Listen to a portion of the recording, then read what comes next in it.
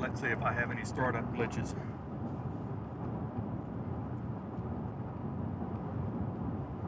There's one. That was one startup glitch.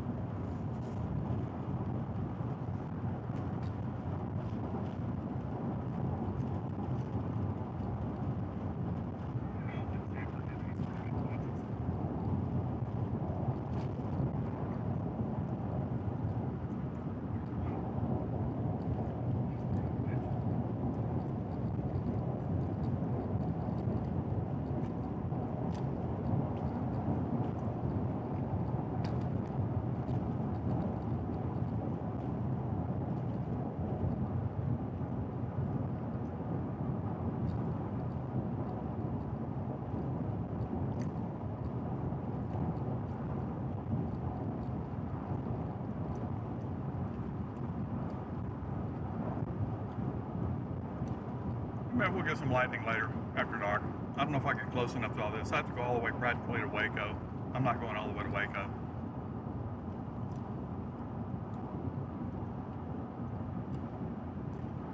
This is a test.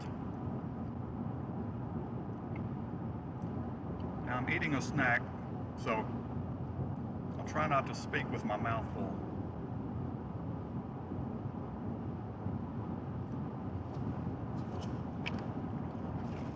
Yesterday,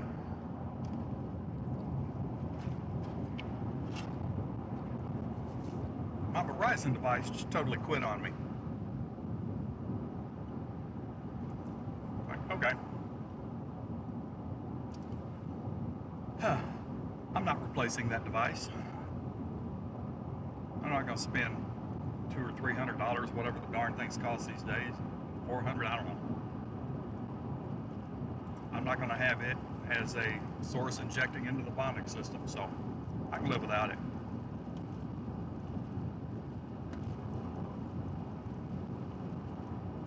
So I took it in the house last night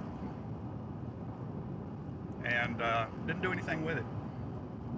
Because the thing wouldn't even turn on yesterday. It was on, then all of a sudden it just wouldn't even turn on anymore. Plug it into a charging port. Nothing, totally nothing. So this morning, I hit the power button on it, and all of a sudden it blinked for a second and went back off. I'm like, okay, this is weird. Well, to make a long story short,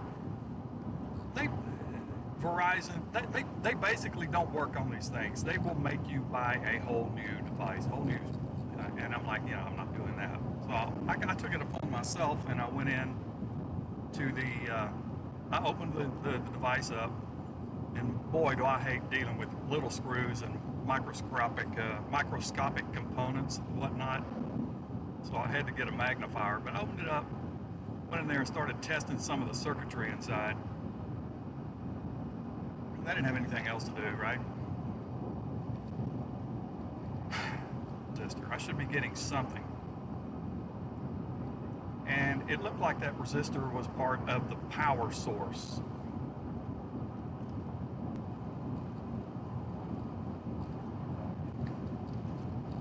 Went offline right there. Okay, that's an area that typically does. So maybe it rebounded itself. So anyway, I don't know what you guys missed. I found a resistor that wasn't reading anything, and it should, and so on and so forth. Okay, let's see what we can do here. And it was on the power source, so we're in the power. God dang, I can't even think of what I want to say here. But anyway, it was just on the power side of stuff. And I'm like, okay, let's see what happens here. So I created a little bridge across that resistor, and I forgot what that resistor's value was supposed to be, but I looked at the color codes and figured out, okay, it's supposed to be this much resistance. So by bridging this thing, I'm going to really be opening up a can of worms. I might just totally blow this thing to pieces. I when I do this. So I hooked it up to a DC power source, and I sent 4 volts into it. I jumpered the positive and the negative, and I jumpered them right in there, and I was like, "What's the bridge?" Well, the thing lit up. I'm like, okay, maybe it's just a bad resistor. And to think that you can't send these things off to Verizon and have them repaired. They would make you buy a new one. I think is ridiculous. So I could not find a resistor, and I've got a lot of electronic parts at home. I could not find a resistor of that same value. So I said, okay, I got to do a series thing here probably, or I will have to do a parallel thing. I've got to make it come out to whatever that value was.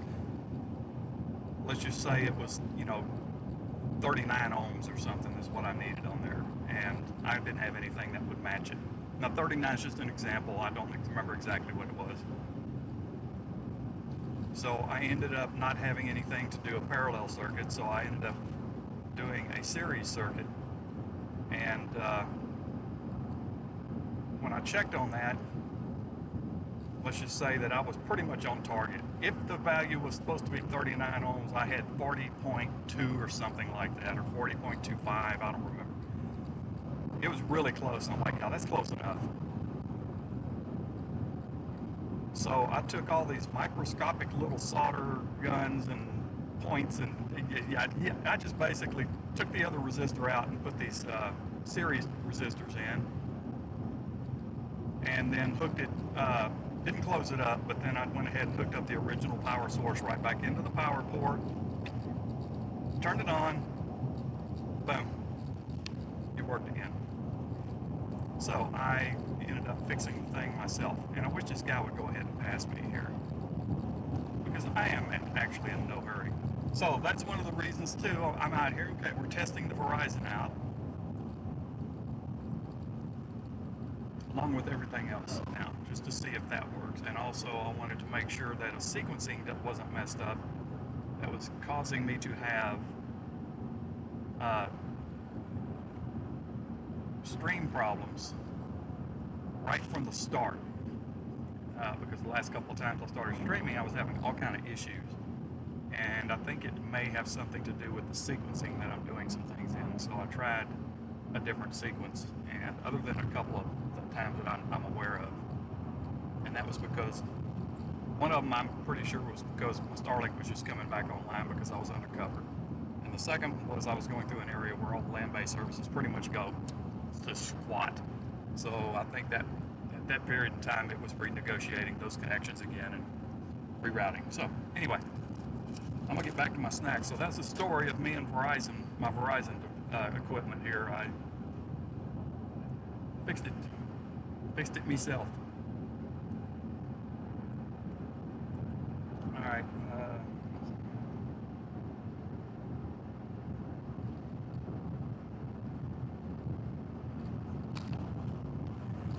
All right, opened up chat.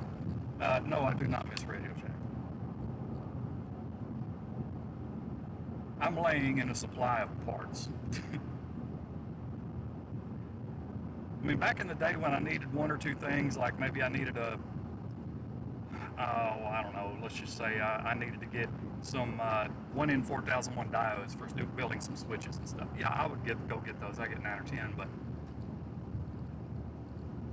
I don't build that much stuff anymore. So these days, I will tell you what, I've probably got about 1,000 1N4001, probably about 500 1N4004s. I got 1N4007s, all kind of resistors. I got all kind of stuff that I had ordered online years ago, and I just have a whole huge supply of a bunch of different things.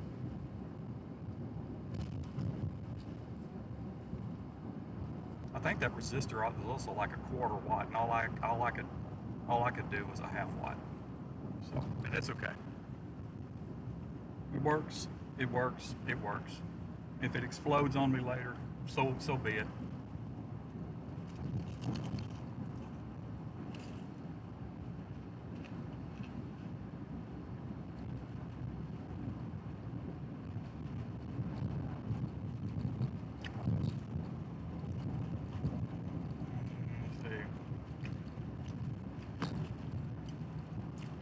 let's see, I think I would have to say, there in England, it's my evening. What are you, 6 hours?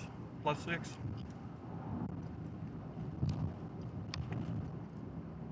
Practically the middle of the night in England.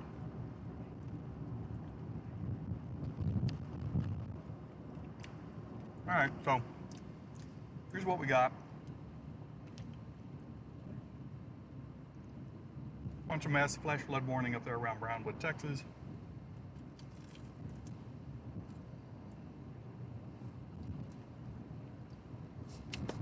I'm still south. That's what I was thinking, about 2 a.m. Yeah, 2:19 a.m. Okay. Well, being an amateur radio operator, I'm pretty adept at the times across the world. Even though we go by Zulu time, I can still convert it over. 8:19 here would be 6 plus 6 there.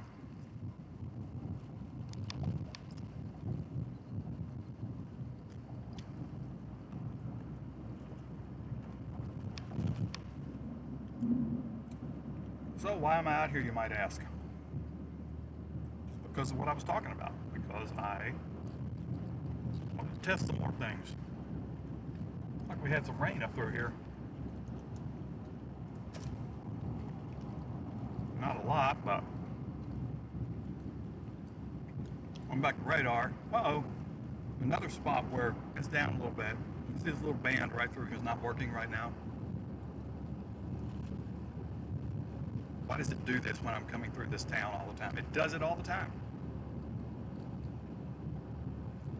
And it will probably do it again about 10 miles up the road.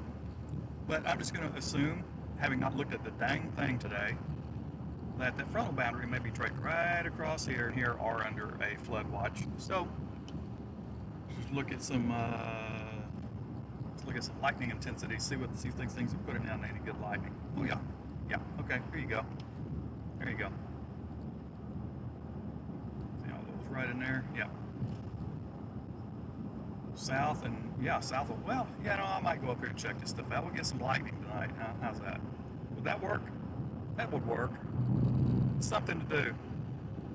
And I don't have to get up early tomorrow for any reason, so I can go up here and check this out. Now, one drawback, and I may have to make a stop up here in the next town. I forgot to put washer fluid back into my bottle, and I'm empty. So I kind of don't want to get behind anyone right now that's going to throw a bunch of mist and stuff up on my windshield. It's going to be a mess. So here in about 20 minutes, I'll probably stop and get me some washer fluid.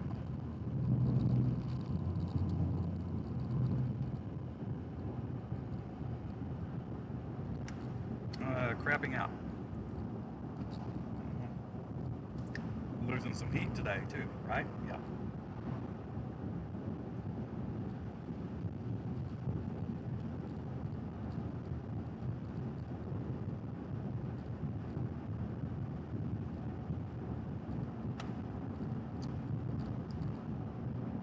Yeah, Dan, I actually knew about that. I am not going all the way up there. There's no reason for me to go all the way up there. That's part of my somewhat, and I just glanced at it. I didn't look real close, but this part of my research before I ever get on the road to go anywhere. And let's just say for weather-related stuff, whatever the case may be, I typically will check the general regions that I'm going to be in for any road closures and whatnot before I even start the engine, so I have a good idea. I'm like, okay, Middle Note, that out of Valley Mills, I think that's closed. But oh yeah, but no way I'm going all the way up to Stephenville. This stuff's well south of there. What I'm going to kind of watch just for the fun of it. It's actually getting look like it's trying to surge a little bit down there towards northwest of Temple, so I might just stay right here on this highway. But I do need washer fluid. Definitely got to get washer fluid.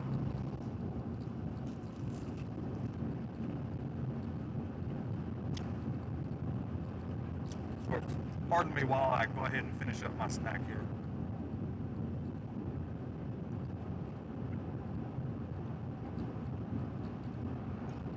not surprised that there's a flash flood warning that encompasses Waco right now. It's been raining there for a while.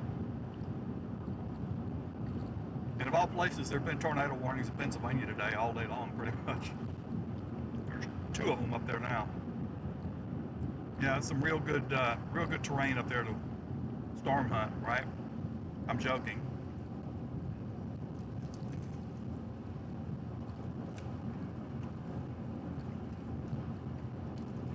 I've been through there.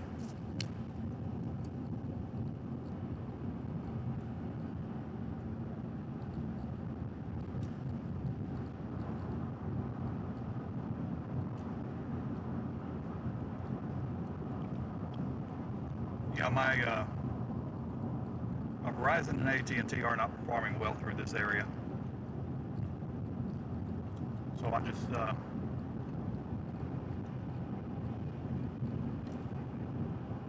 I know when that's happening, we're going to have some hiccups in the stream.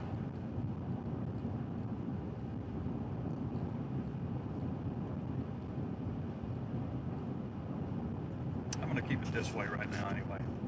There may be times that I'm going to go, I'm not even going to turn on bonding, and I'll just turn that switch off and then use Starlink pretty much exclusively. But it's still nice to have backup connections. It's nice to have bonded connections.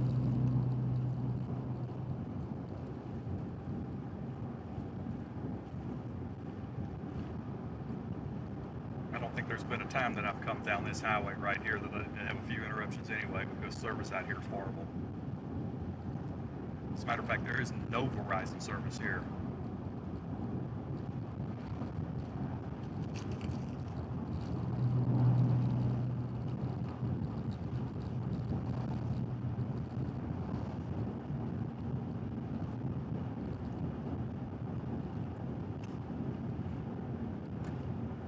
Yeah, it's got nothing to do with the fact that I'm using 5.8 gigahertz for that one either, for the internal stuff.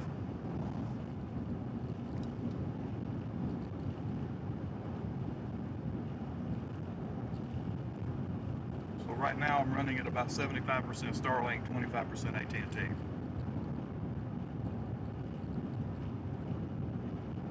Miles that AT&T is not going to be any good either.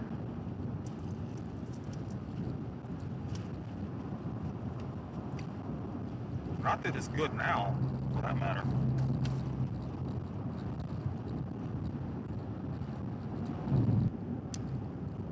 I am between Caldwell, Texas and Milano, Texas.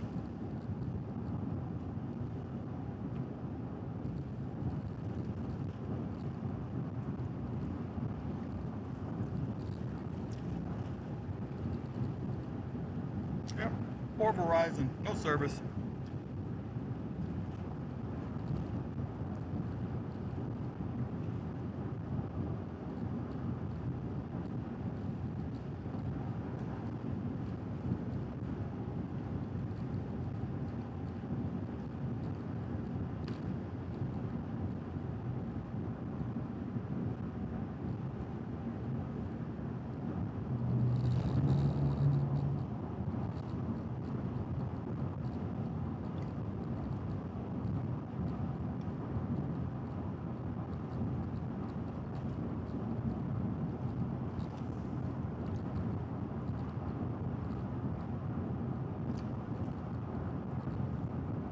I'm almost to a spot where I would bet that we're going to have a little bit of a hiccup on the stream.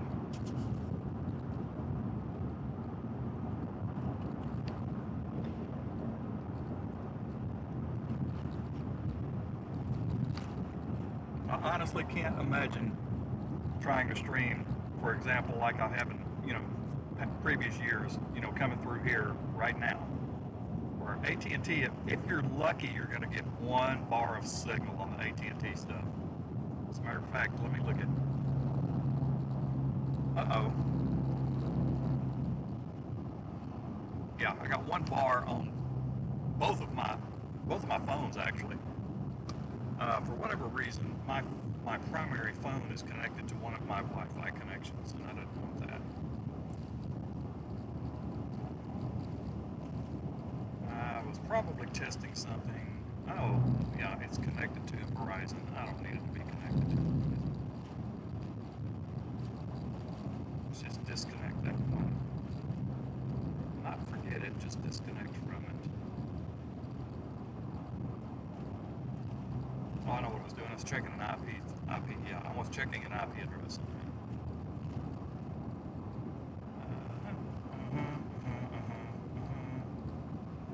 Yep, yep, yep. Turn that off.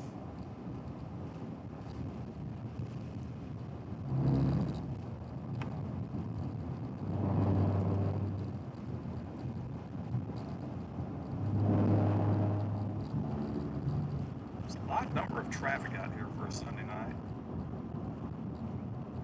Let's see, I don't want to forget that network, so we'll go ahead and get that connection turned off. So we'll just turn the Wi-Fi side of this one off, and then we will turn it back on, and it will not auto reconnect to that. Yep. Yeah, I remember. Yep, I did that earlier. I was doing some IP tracking stuff, and I just wanted to. I had it going. Yeah.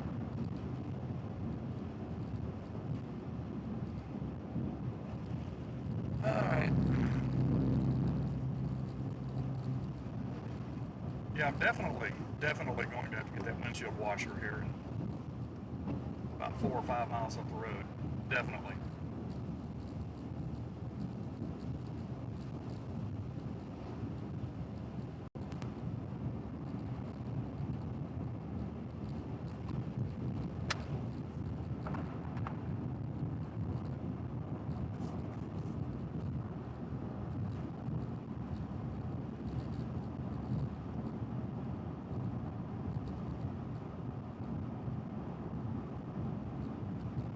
I'm going into a big hole here.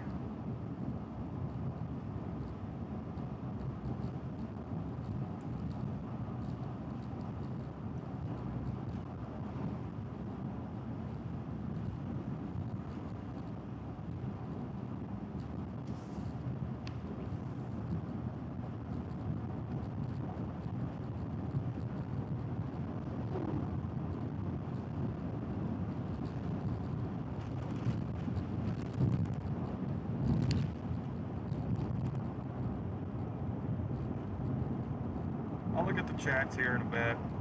I need to. I just want to get on up to the store here. I do have it open, but I'm not looking down at it hardly at all. For good reason. I mean, I'm in a line of traffic. I'm on a wet road. You know, different thing. You know, just safe driving first.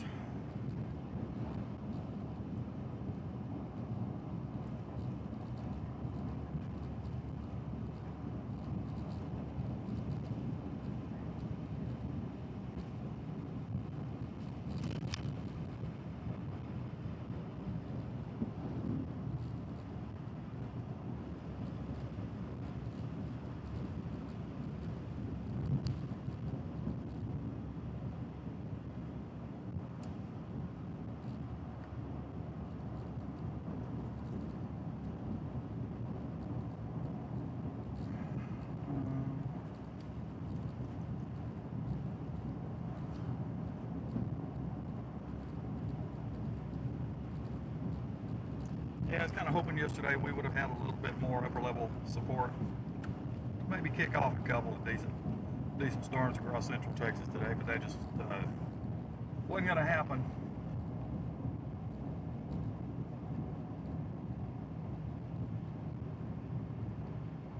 Too far, any support was too far displaced.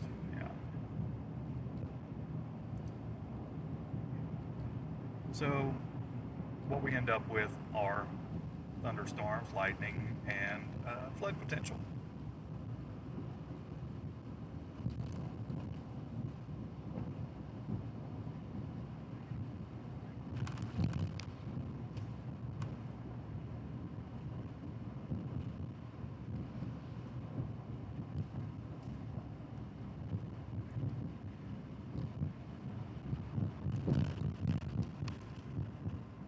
Almost to the store so I can get me some windshield washer.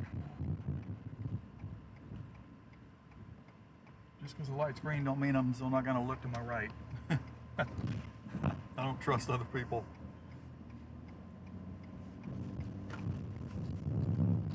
Anybody that's been here before knows that I'm definitely watching out for other people. See a lot of irresponsible things out on the roads these days.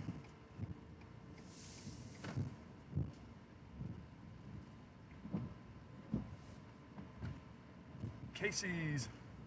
Used to be Sefco, now it's Casey's.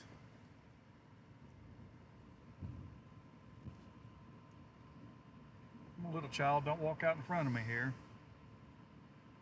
Hopefully they are not out of windshield washer fluid, but I'm gonna duck in here and find out real quick.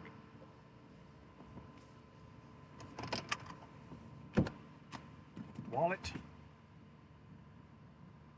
Yep. All right, okay, I'll be right back.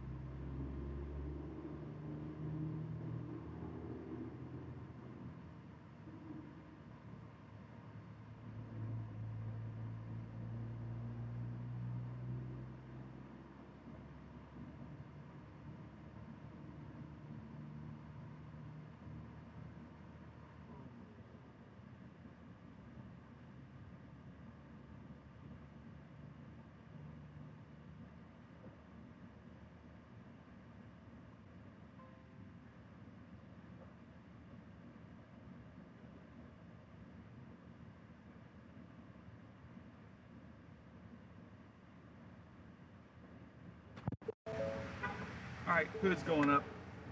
You get to look at my hood.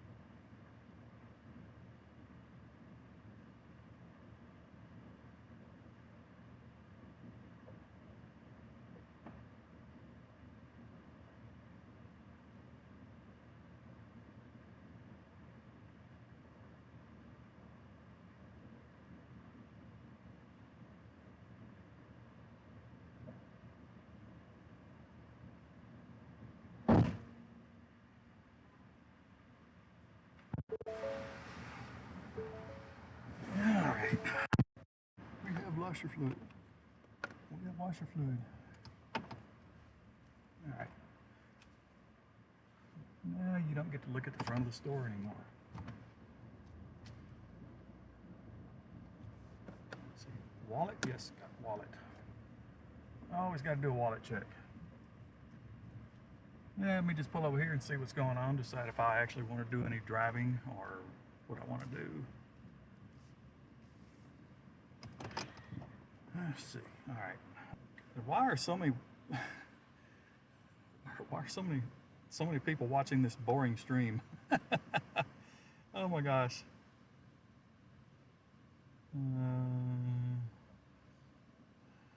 Mark, your wife said my stream is boring. Well, tell her that that's why they make an off switch, they make a channel switch, and all kind of things like that. And I always say that if someone doesn't like the way I sound, there's also a mute switch and a volume switch. There's all kind of options there. So just tell her I said thank you if you're still there.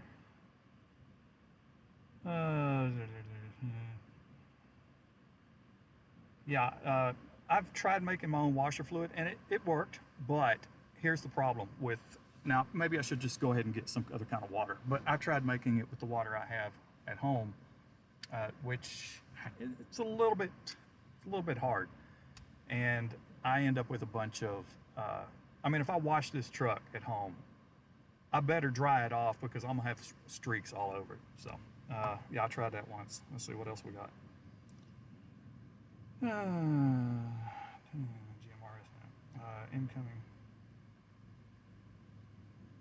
incoming raid from moderate Mobley when he can remember how to redirect. Okay, that explains something. Okay, well, thanks for hopping over, guys. Keep me a little bit of company. Yeah. Uh-huh. Uh-huh. Uh-huh. Uh-huh. Uh-huh. Uh-huh. Uh-huh. So that's how that works. Okay. Yeah, I know Paige wanted to do that the other day, and I didn't have it turned on where you could do that. So, oh gosh, let's see. I don't think I can read it. Wow, you guys be so busy in the chat here. I don't know if I'll be able to keep up.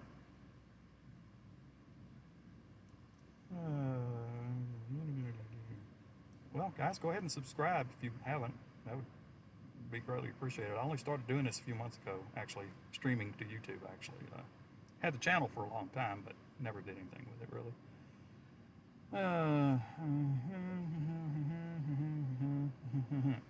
Okay, so let's look at radar. Let's look at the radar real quick. Let's see what's going on. We have the flash flood warning and a new flash flood warning back to my northwest. And I've got the lightning overlay there too, so that's kind of a little lightning, we'll see. Uh-huh.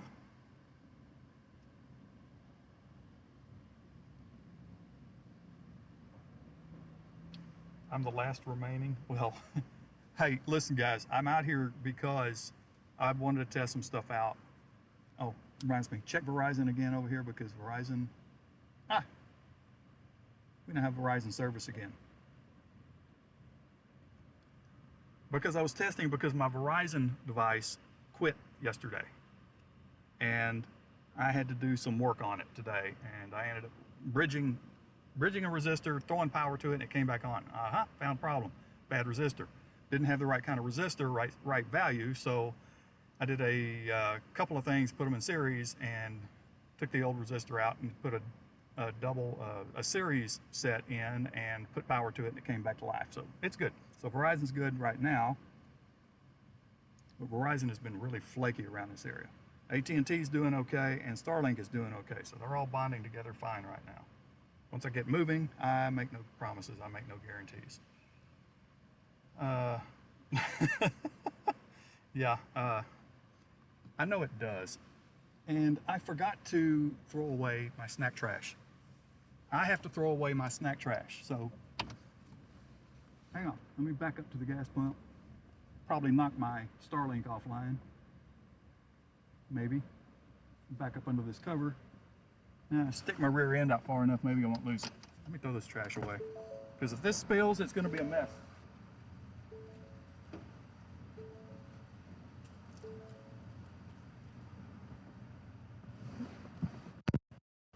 All right, so if you like 720p at 30 frames, that's what I'm doing. That's what I do out here. I don't use phones or anything like that. So, you know, I got the radar. I've got, you know, that switch, you know, different things. So let's continue on.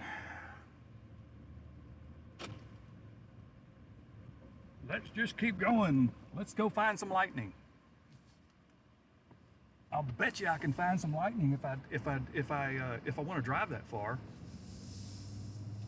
Let's see. I probably have to drive for 30 minutes, maybe 30 or 35 minutes.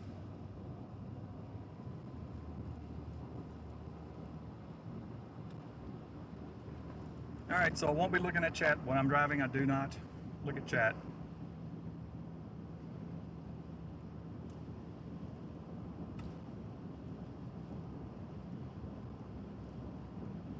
So you guys just carry on.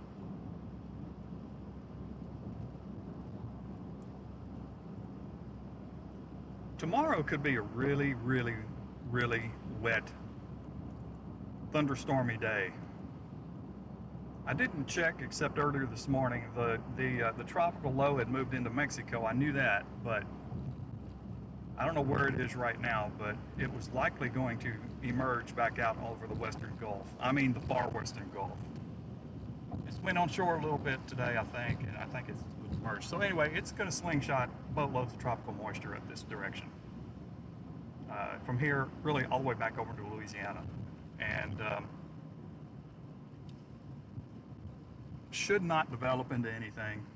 It's just a big moisture source with a low. Starlink, you're going to kind of go silly on me right now because I'd make a sharp turn. But anyway, yeah, so it's just going to be throwing a bunch of tropical moisture up in here, and we got the sagging cold front, so we got all the ingredients there for, you know, a lot of rainfall totals, big rainfall totals.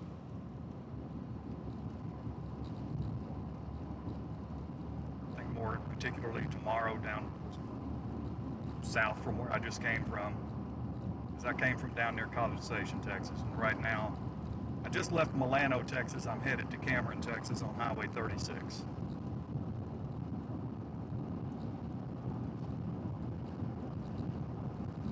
Okay. We good? We're good.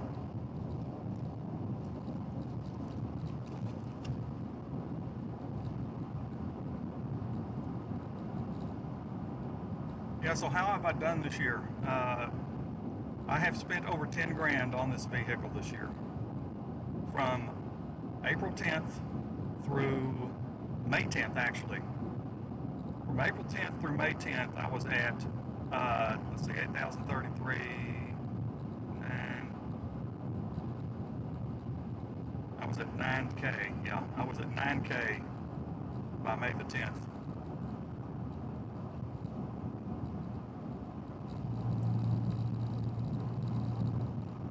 So, have I gotten enough return on streaming this year to cover all that? Heck no. Heck no. I had actually wanted to possibly do some enhancements to the camera system, whole different setup, but, you know, when you got to dish out that kind of money for repairs, what you wanted to do just can't be done. And I'm not going to go in debt over storm chasing, that's for sure. Because I've been doing it a long time. I've gotten to the point where there's times that I just won't even go. I don't have a great desire to go, you know, drive up to Illinois, to Iowa, to South Dakota, Nebraska. I just don't have the big desire to do that anymore.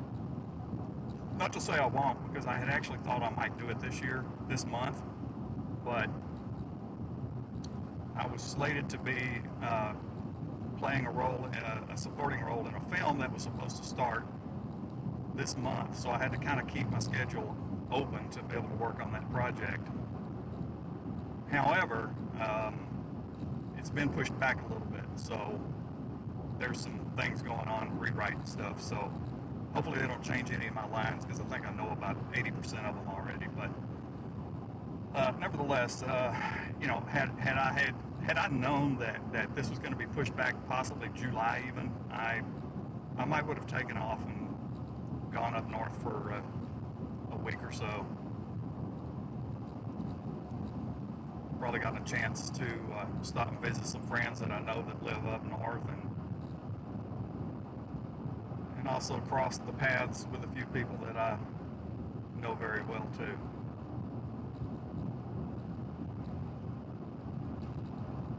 I thought I saw a lightning flash a minute ago, but I'm not sure. It could have been just me blinking. I'm not sure.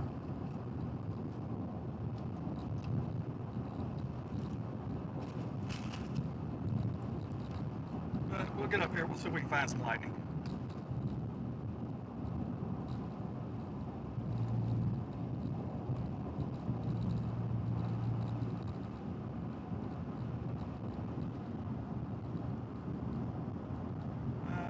Yep. I'm always reminded when I'm on this highway right here. A couple of curves up, I know that I had stopped because I was watching. Okay, yeah, it's still quite a ways up the road, but anyway, I had stopped because I saw something interesting on velocities, and I'm like, oh, I need to stop right here and kind of keep an eye on that. Well, lo and behold, ended up having a tornado drop just right up the road around the corner from me that day.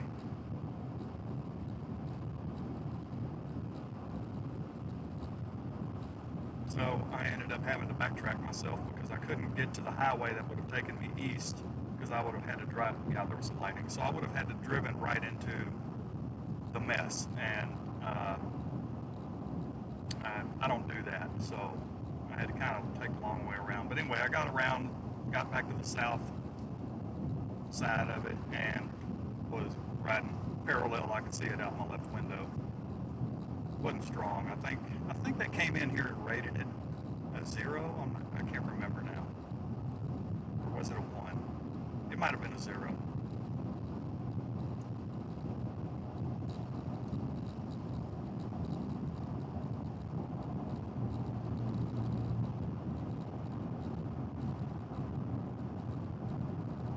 So I haven't been out here a whole lot this year. I've gone when I felt like it. I've gone when it was within reason.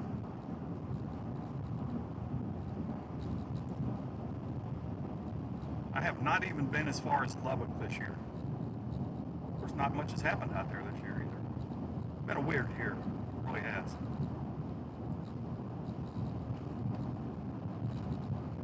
And I still, from a professional opinion, believe that it's because of the La Nina, El Nino, the transition period, and some weird things. Because you had stuff up north early in the year, early in the season, then it, comes south. It's like a lot of places, a lot of states in between, just like they got jumped. They were totally omitted for the longest while there. So weird, weird, weird, weird. Isn't forecasting great?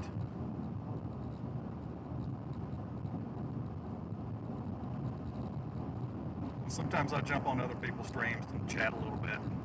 I always like to make the comment that, I'll say this and I'll say this, but just understand that I don't know anything about the weather. It's a joke. It's a joke. There might be one person on here that can tell you different. Feel free to, Mr. Mark. I don't care if you're even there. I know your wife said the stream was boring, and I believe it is.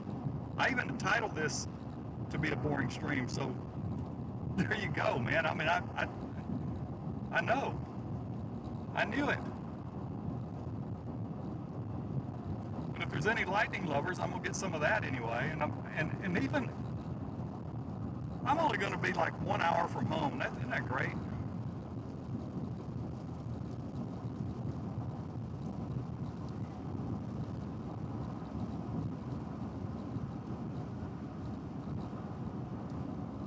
Oh yeah, we're almost there. It was right over here on the right is where I was sitting, and then right up ahead the highway curves,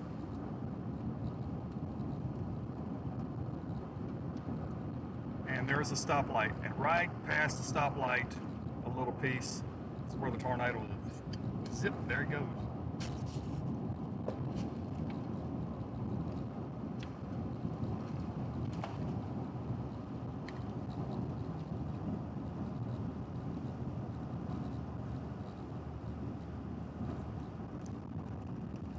Oh joy, I catch a red light.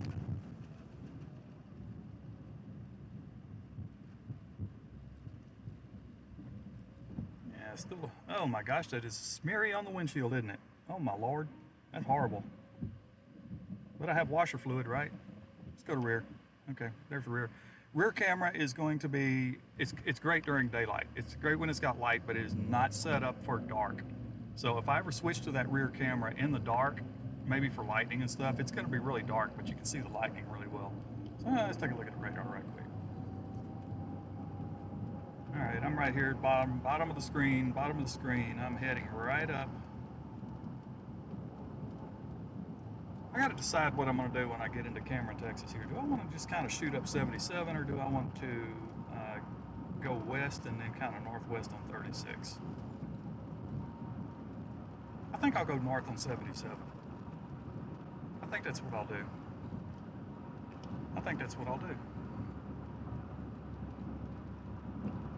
And that is because I get into some nice open area, some nice open farmland and whatnot out there, so it's pretty good views. Now, you people that are going like 70 miles per hour through here, you're lucky that the local law enforcement isn't sitting at the crossover, because they like to do that a lot right here. Okay, so coming up on these signs on the right, it was right over here that the tornado crossed the highway here. It actually dropped just to the left of the highway and shot straight across, just on the other side of this building right here as I get on the bridge. Yeah. So, yeah, the tornado went right through this area, right down through here. Boom, went right through there. Anyway, past history. That's enough of past history. You know, so local law enforcement likes to sit on the crossover before you get on the bridge, and then sometimes I like to sit on the other side of the bridge and pick people off. Where did that lightning bolt come from? That lightning bolt seemed like it was behind me. It could have been, because I got a cell to my right and a cell to my... It is, it's to my right. Yeah, kind of off to my right. Because I'm in between two little thunderstorms here right now where I am. We've got new development right there out of Belton. I'm thinking that might be kicking up along an outflow boundary, potentially.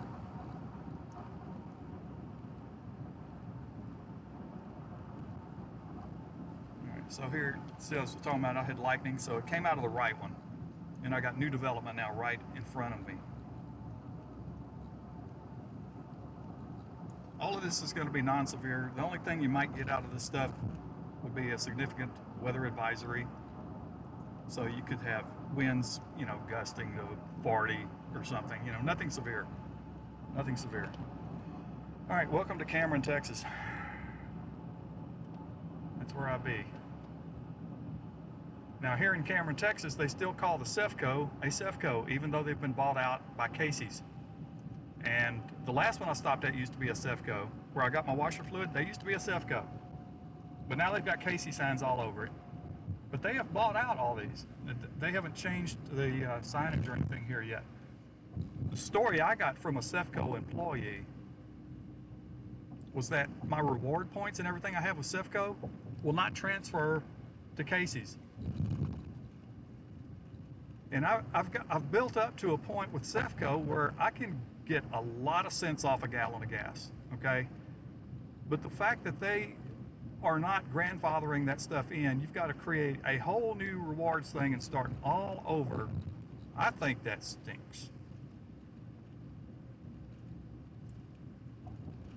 Now, I don't have the rewards with Casey's yet because I have not signed up for it yet. Because every store that I've been to, with the exception of one I stopped at for the washer fluid, have all been Cefcos. For whatever that's worth.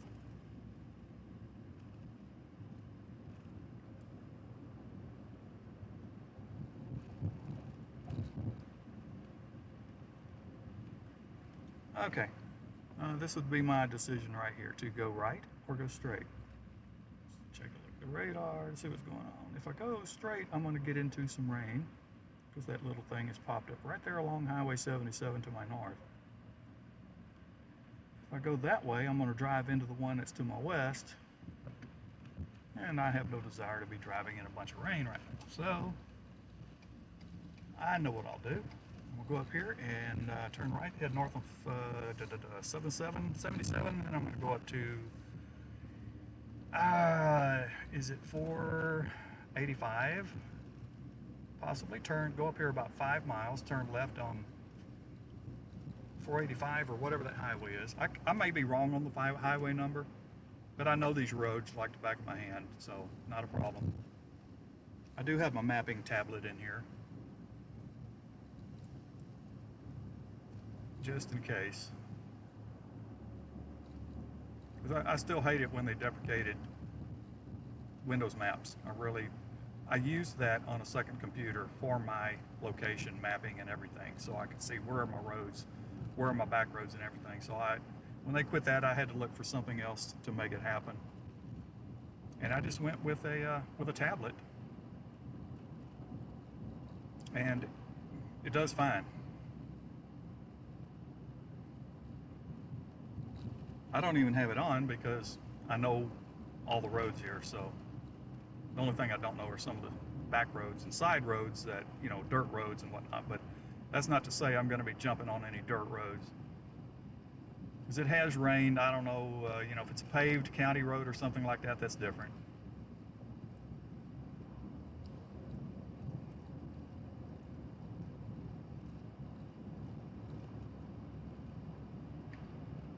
Actually, if I stop up here in a bit, I may go ahead and turn that tablet on, just so I do have my road map here available.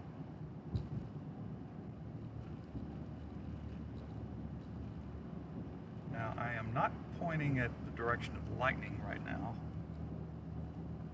Not so much.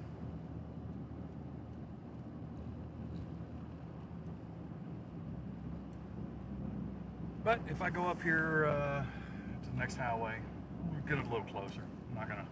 I don't think I'm gonna drive all the way up there to it.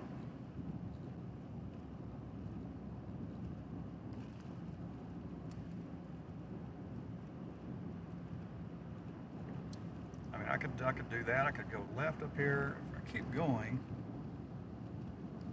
you know what? I think I'll keep going. I think I'll keep going north.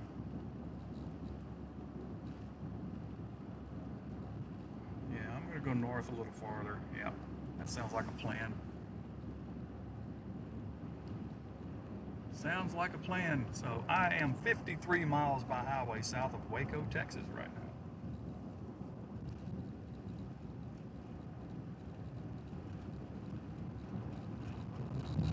Lightning seems to be wanting to concentrate itself right there to the north of Temple, Texas, more than anywhere else.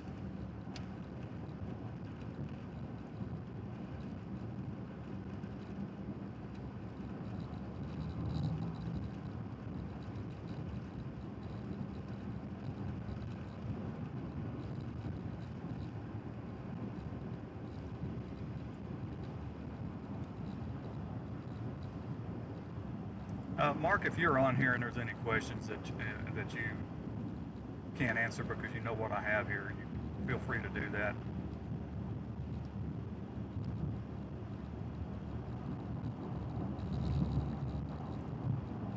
This is also a stretch of highway that you don't want to go over 60.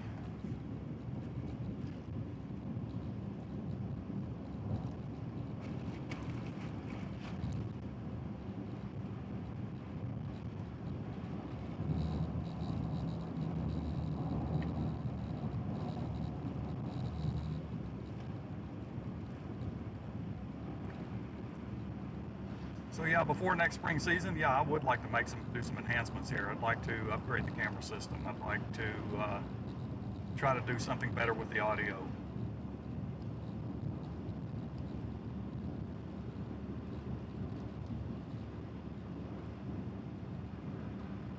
Audio alone, probably looking at 200 plus just to do the audio side. I know that the cameras that I would like to add through a whole new switcher and whole new way of doing it. I mean, they're something like last time I looked was months ago actually, but they were in that $400 range a piece. And I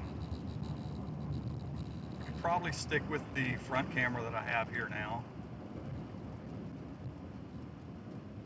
Another thing you got to watch out for through here too, it has rained and road bonding is a problem.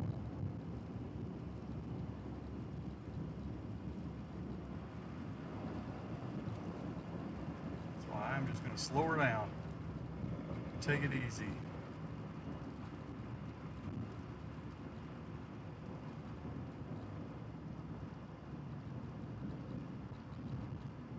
Yeah, a lot of road bonding in the the place where everybody drives, basically.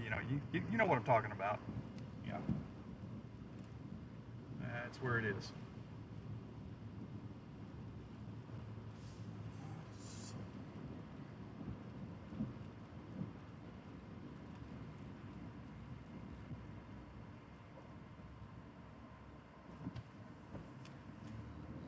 I'm not going to go too far up the road here, actually.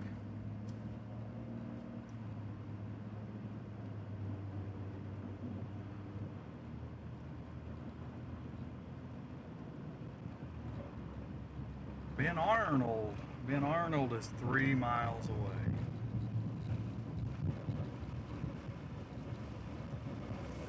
Yeah, I'm gonna end up driving into this a little bit too.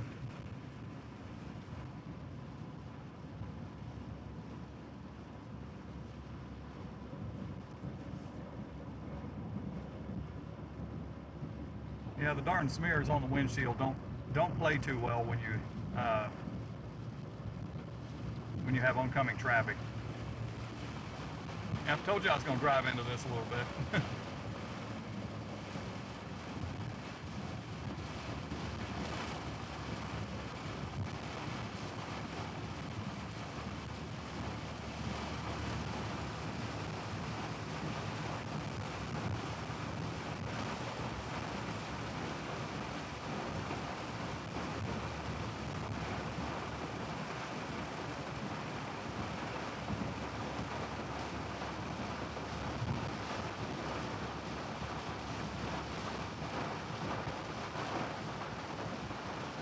Hey, I'm not going to set a goal or anything for Super Chats or anything like that for this, all right?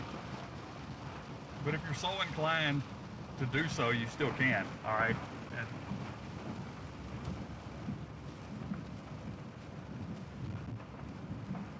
Everybody knows it costs money to get out here and do these things, even though, tonight's not anything really.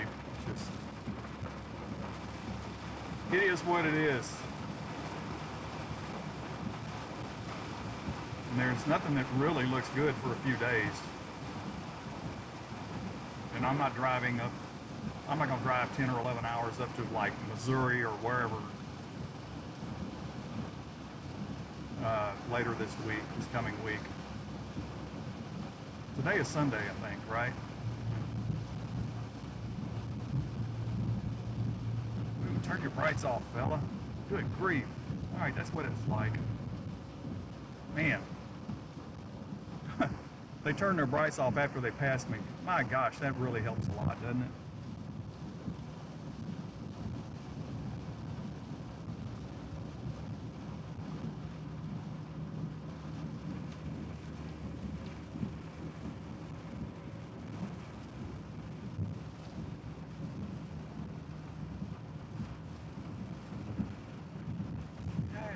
I don't think Ben Arnold has a whole lot to it, actually.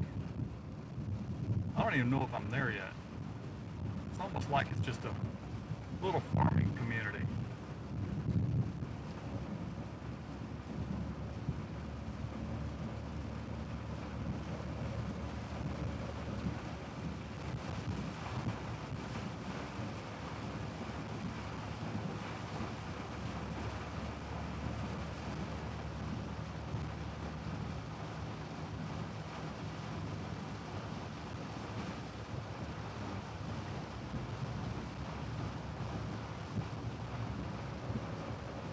I'm just trying to glance down at my radar and see the nature of what's going on. Yeah, I see a pretty good outflow boundary now coming down south.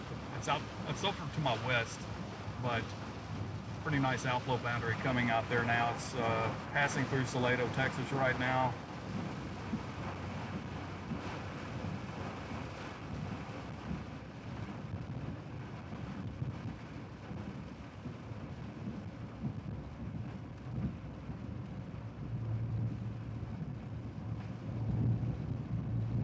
Yeah, on a real severe weather day, I would like, okay, that thing's gone outflow dominant already, but this is just a whole different animal today, tonight, whichever way you want to look at it.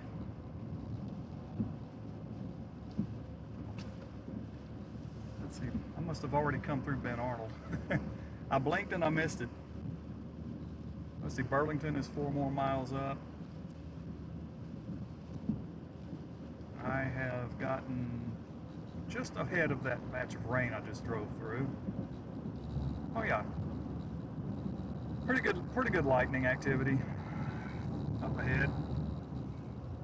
Just not close enough to it really to get any maybe good CGs or anything, but I'll just keep moving that direction for a bit.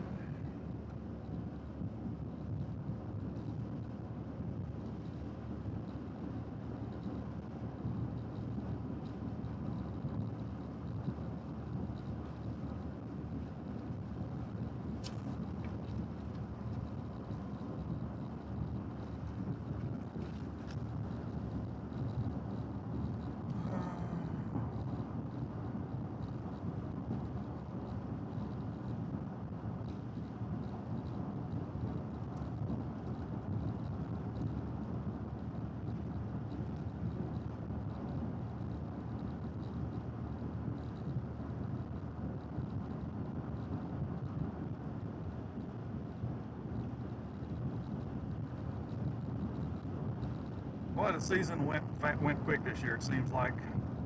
Or could it have been that I was just had a lot of things going on. And I'm still in recovery mode right now too from something I had to do a week ago. Well, not this week, but a week ago Tuesday, 2 Tuesdays ago. I had to make the decision to put my little puppy down. I couldn't bear to watch him. He started having seizures again, and I couldn't bear to watch him go through that. So I had to make that very difficult decision. And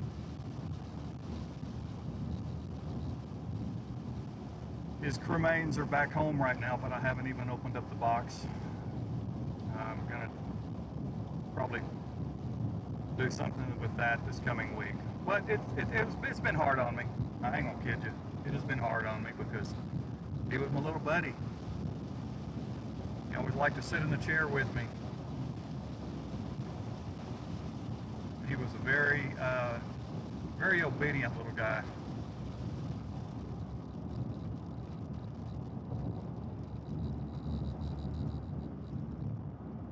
And for a while there, I mean, I didn't even want to be at home because he wasn't there. I just, and I still have visions of, thinking he's sitting beside me in my recliner or something, and I reach over and he's not there anymore. It's just weird,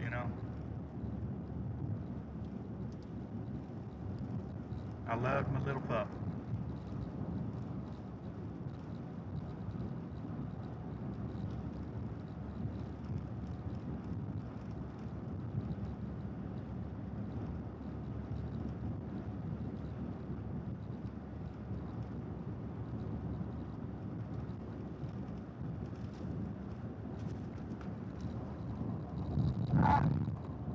Drifting a little.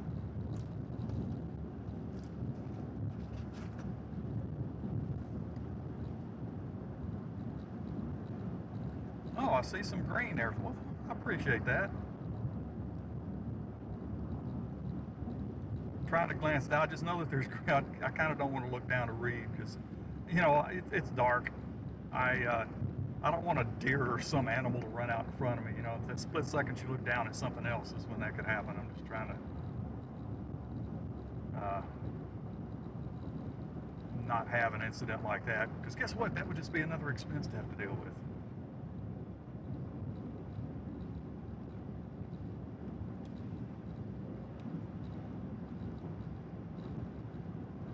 Okay, at a glance, did I get that Goblin Misfit? If that's correct, thank you.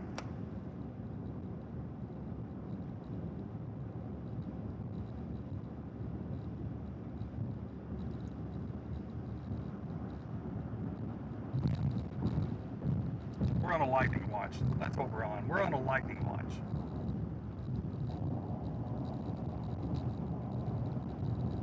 So I'm entering Falls County now. Falls County, Texas.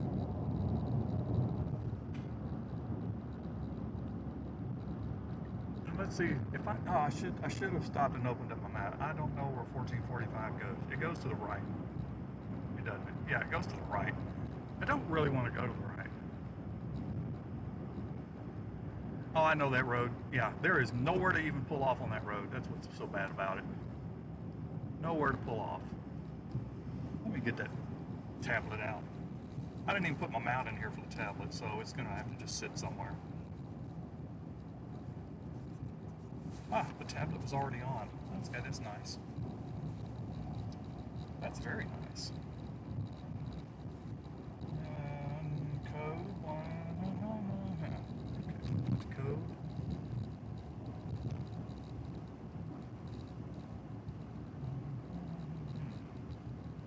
All right. Maps open.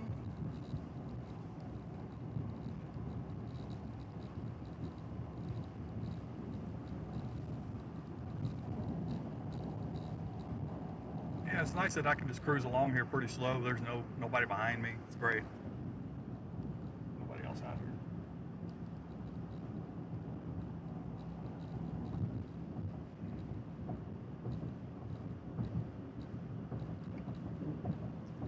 Okay.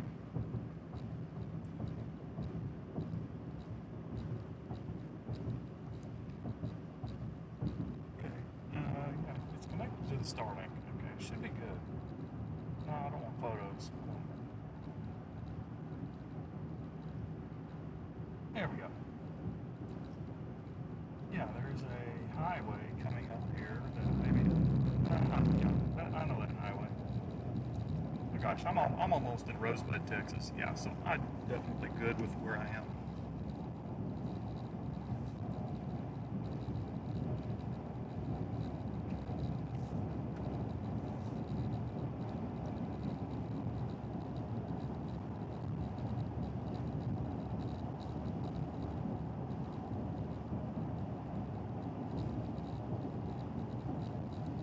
Lightning's actually picking up on the cluster back to my southwest, my immediate southwest. See the outflow boundary, it's a few miles away from me still.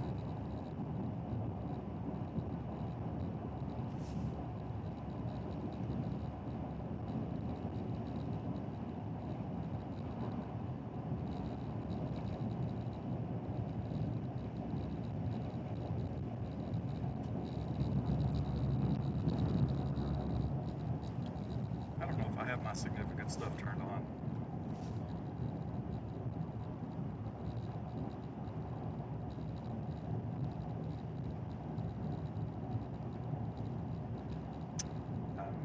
Let's see, if I remember my geography, I may go just to the north of this town.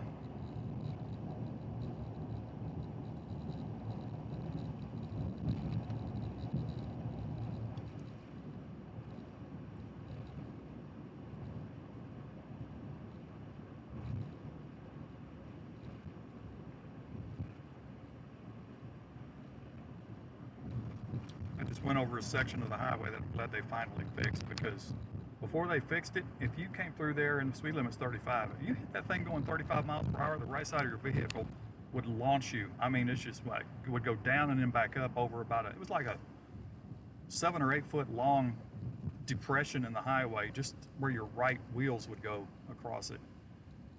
And I'm not kidding, it would launch you.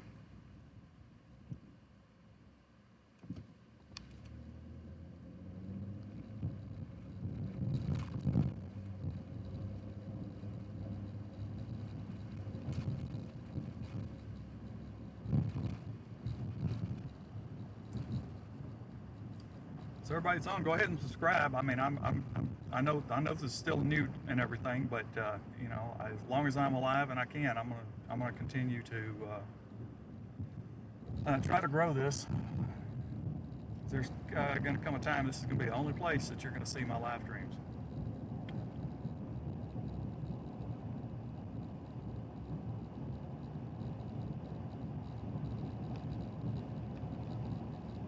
See, that highway I'm thinking about should be coming up here real soon.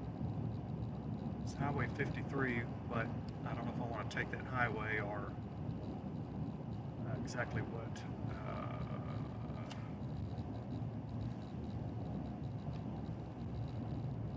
You know, I could have just gone right over there. Looked like a good place I could have stopped. Let's investigate over here. Oh, here's my highway. I almost went past it. Hard to see. Oh, this is not the highway. Nice going, Bob. Nice going. The highway's up there at the yellow light. Okay.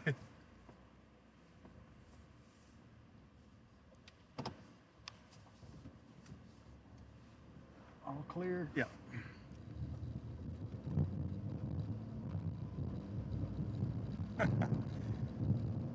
Made myself laugh a little bit.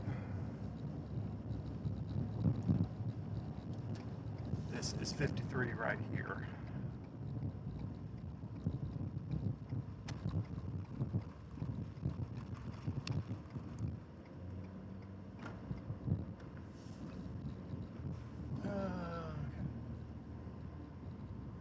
Now, I can turn these bad boys on. Help me find a spot.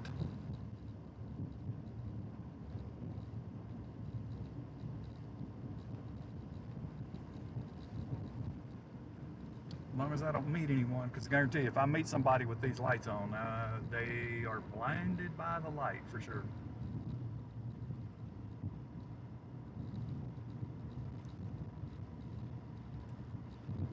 Anybody have a property entrance or anything over here?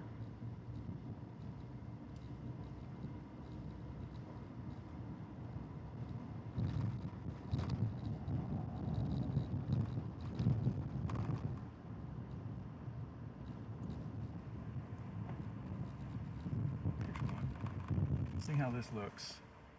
Let's see how this looks. I need to turn my other left light on so I can see the terrain. Yeah, I think that'll work.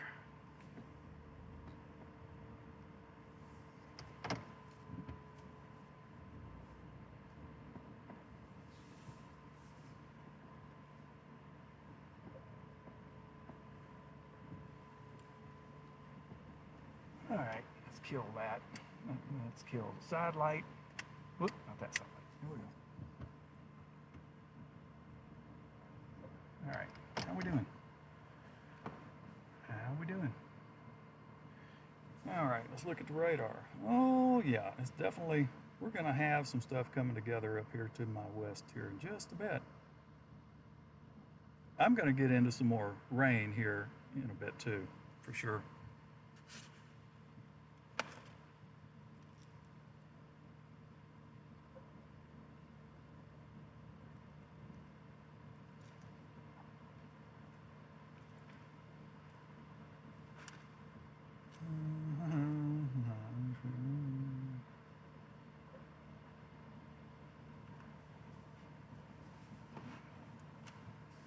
Okay, just a quick glance here. The location overlay on my stream and all that. I don't,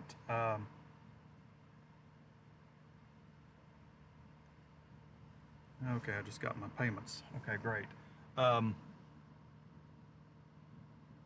You know, there's a lot of people that don't like all the overlay stuff, and I'm one of them because I say enough that you know where I am. I talk about enough where I'm headed. I also switch over to the radar, like, boom, I'll come over here right now, and here you can see Rosebud, Texas, right there, right there. You can see where I am right there. And with this, you can definitely see what's coming up from my south. That has organized even more. And then you can see what's coming in from my west and northwest. All right, so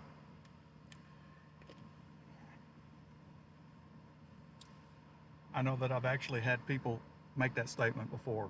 So they like to watch when you don't have all that stuff overlaying on your screen. So thank you for that offer. I appreciate that. I do.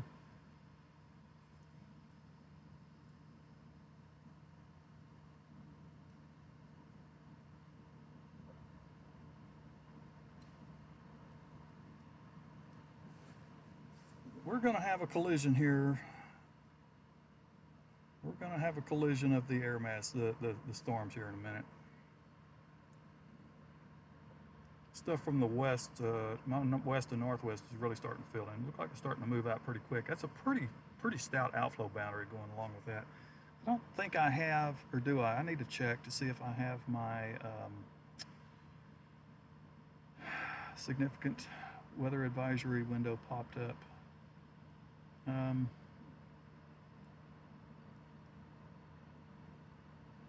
Let's see.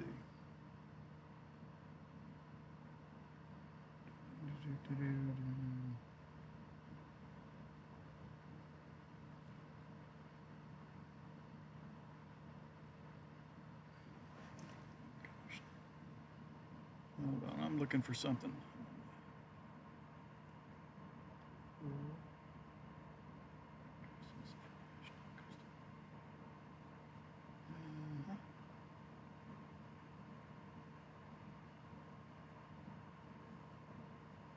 Okay, where is my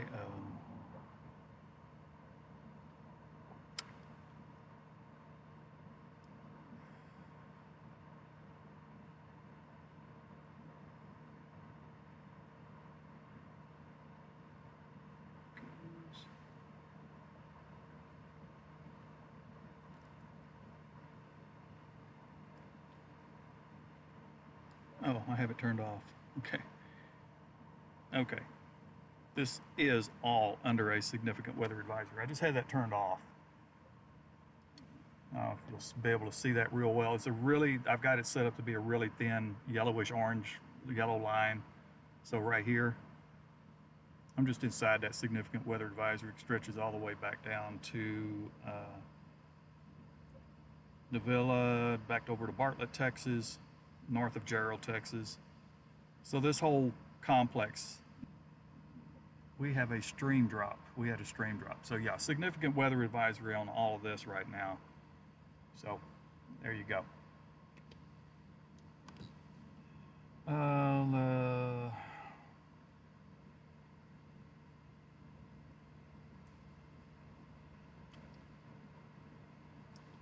Noah, is that you? Is that who I think it is?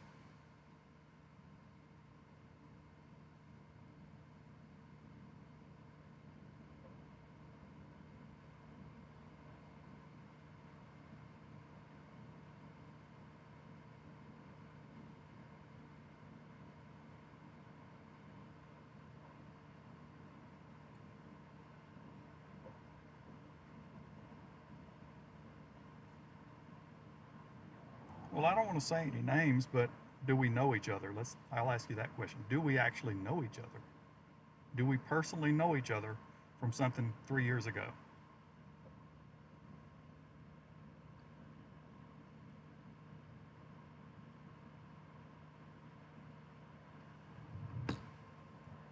Ah, the rumble of thunder. Uh-huh.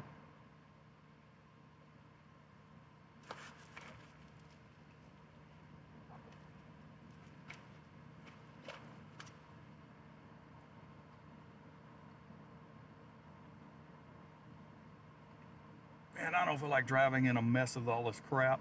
I might have to just go ahead and start punching back south and get through this, because this outflow boundaries stuff is really starting to fire along that boundary too.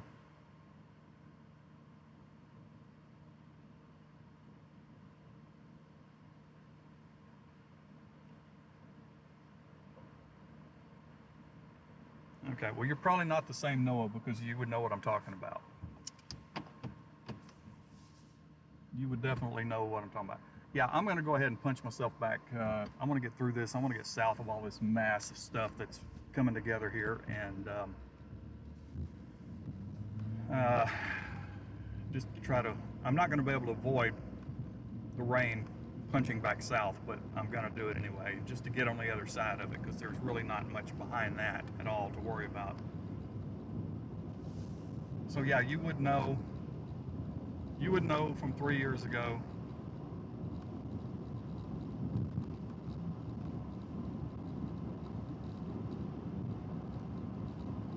Because I can tell you where it was. I will tell everybody where it was. It doesn't need to be a secret or a surprise or anything like that. It was on the set of Twisters, the making of the Twisters movie. So that, I don't think that was you, because you would know, because you know me. Yeah. All right. I actually see the base of the stuff right here in front of me.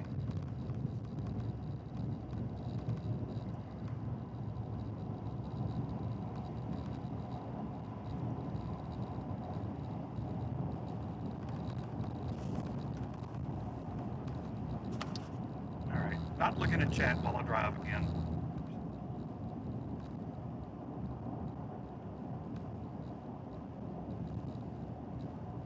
See how the back camera's doing with the lightning. See, I told you it's going to be dark. This is not a good, this is not a, this camera, I could change it, but I'm not going to change it. You get some good lightning bolts coming down or something like that, yeah, it'll show it up pretty good.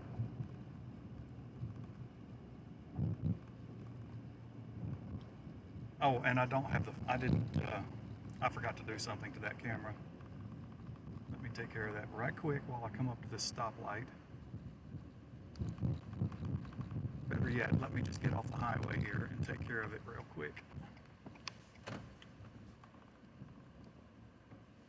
Okay, see, okay, yeah, I'm gonna fix that, so stand by.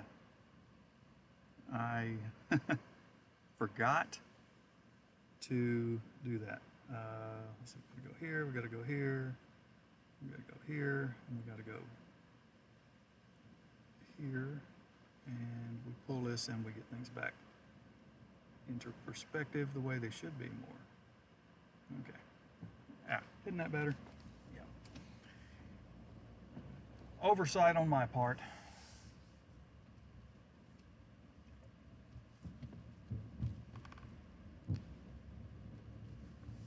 Yes, I pulled into another Cefco. Okay, good thing you're turning.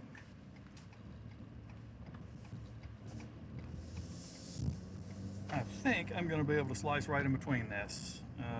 I'm in Rosebud, Texas right now. Rosebud, heading south.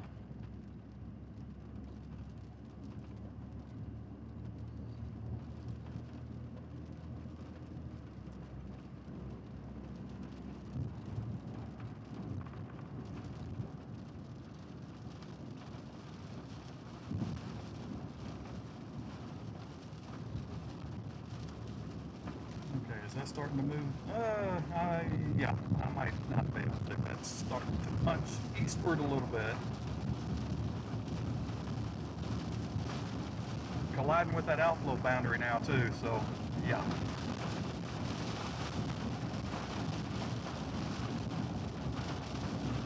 It's going to be a noisy few miles ahead here, so hopefully I don't overmodulate everything.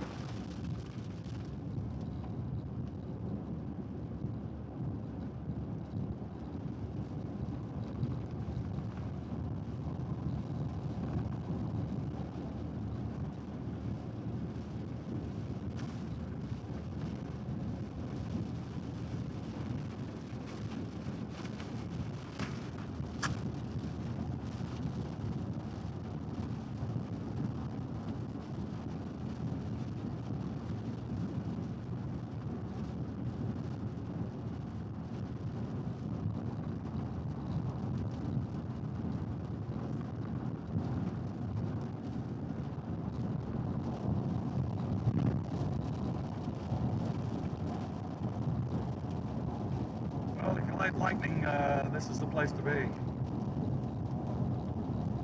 there's something I have started to say from time to time, and I'm going to say it now. Always remember that lightning, as in flashes of the sky, cloud the ground, you know what I'm talking about. Lightning does not have an E in it, all right? Just like to make that clear. There is no E in lightning. If you put an E in lightning, it means that you are lessening the weight of something. You're reducing the mass.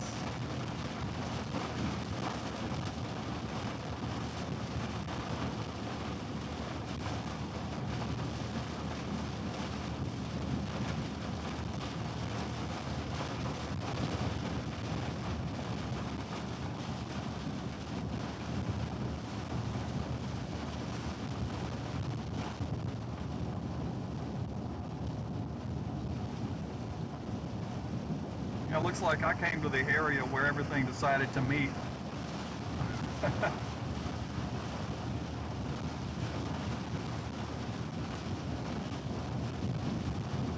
Yeah, with a little luck, I'll get south of this shortly. That was a bright one.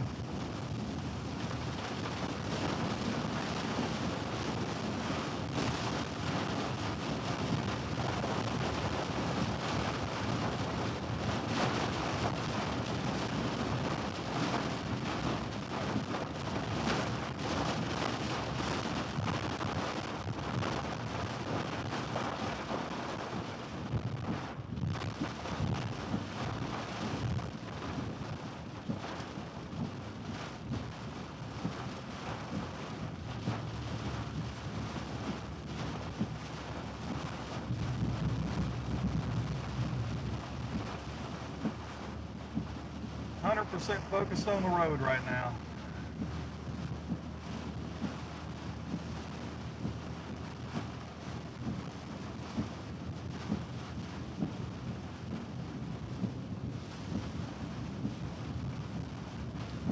I can't look down. I see some yellow there. I thank you for that. Appreciate that.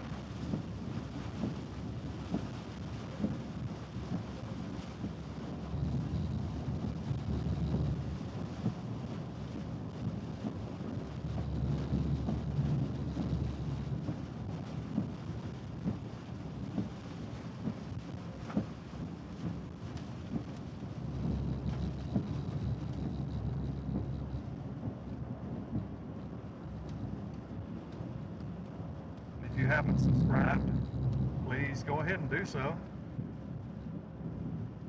I mean, I may be having some hurricane stuff this year. I did 0 last year, and a lot of the reason because of that is because there was absolutely nothing in the Gulf last year. Nothing.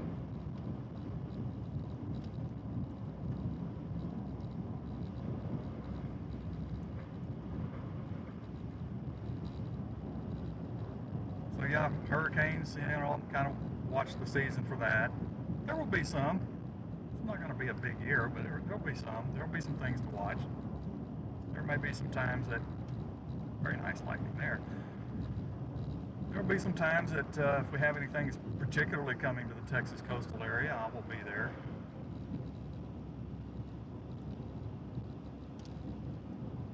I really have gotten to dislike over the years. I've gotten to where I just dislike trying to go do hurricanes in Louisiana and a little bit of Mississippi, Alabama. No, I just hate that because it's just, my gosh, I mean the trees just go practically to the coast. It's not the greatest.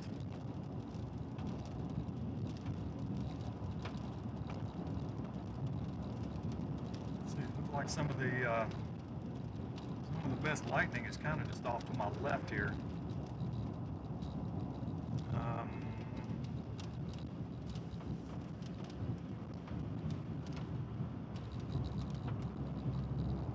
Maybe see if I can get myself on down here to 485. I think that's the highway, 485.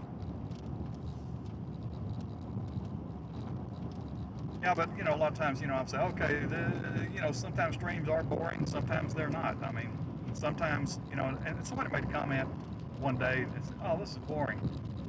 I said, well, you know what? It is right now, and but it's going to get better later. Yeah, some really good CGs coming down right here to my left. I don't have the left camera on, so I can't even switch over there. But so yeah, you're right. Some streams are boring, and if you think about it, when you stream for 5 or 6 hours during a severe weather event, part of the time is just waiting for something to happen, and you also have to turn around and think about the fact that sometimes you drive 6 hours just to get to the target. So you want to talk about boring. It might be boring for you, but I got 6 more hours plus involved in this of boring, and that's just to get there.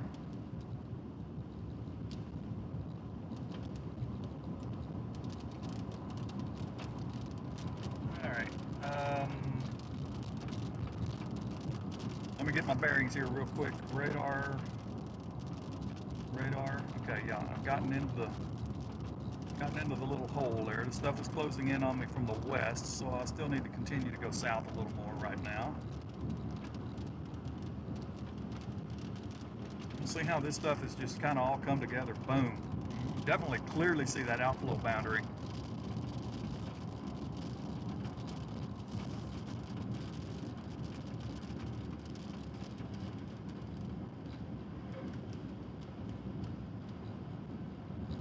Oh, this is Ben Arnold right here. Ben Arnold, Texas.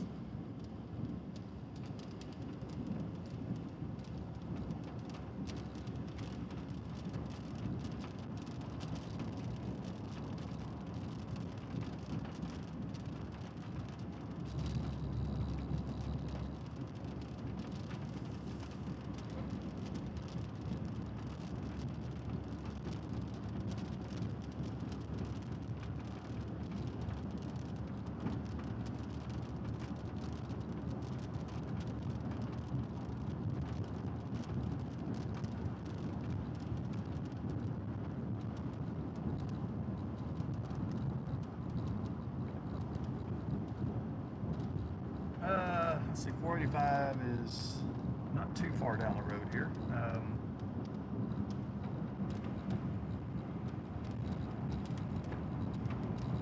Yep.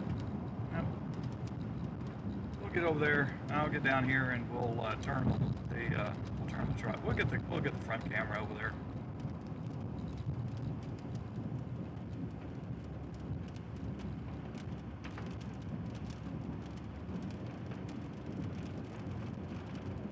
So this is going to be on me pretty quick.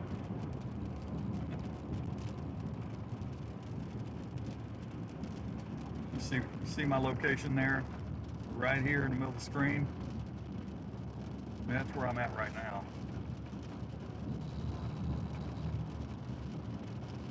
So you can see I'm getting close in on. I'm so scared. That's a joke. Not scared. Even if this was tornadic, I'd be fine. Even though it's dark, I would know where it is. I can go, I can do velocities too. Sometimes I do it on split screens, sometimes I don't. Yeah, just flip over and do velocity stuff too if I want to. Yeah.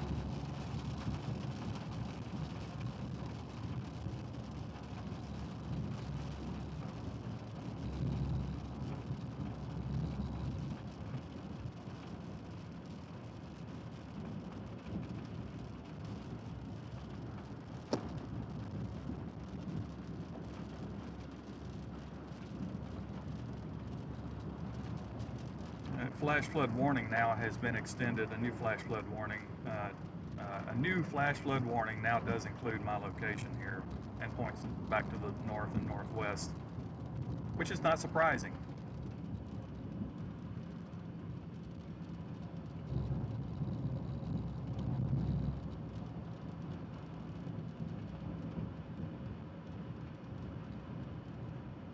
I might could just go down to the airport here. I'm coming into,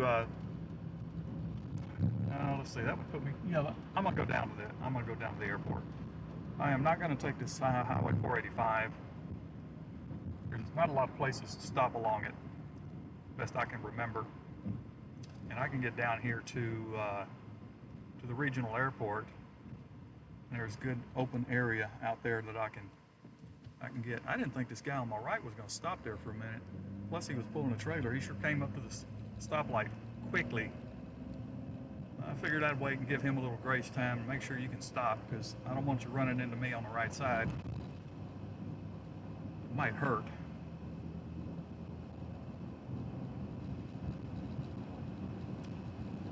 So let me get about it's about 3 miles down the road here. And then I can maneuver myself out into the airport area. I've done that before.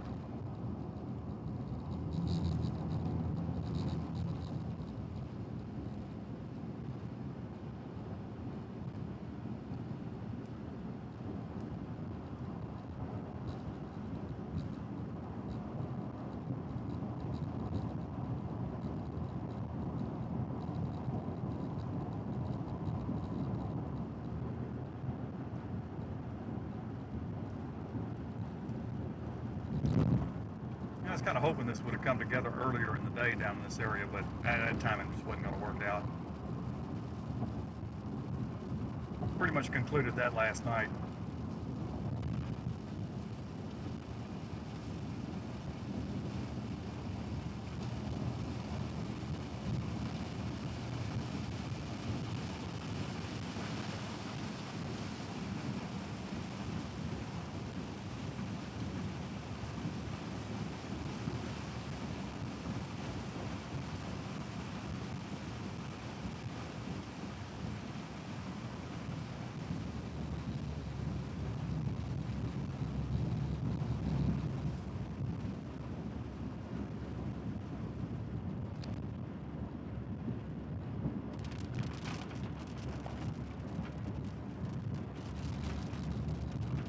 Got more development down to my southeast, streaming north into this.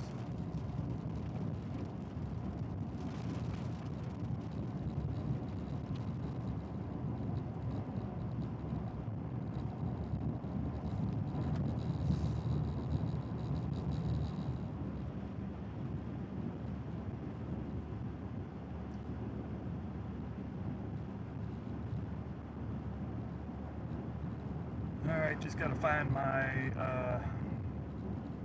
turn into the airport.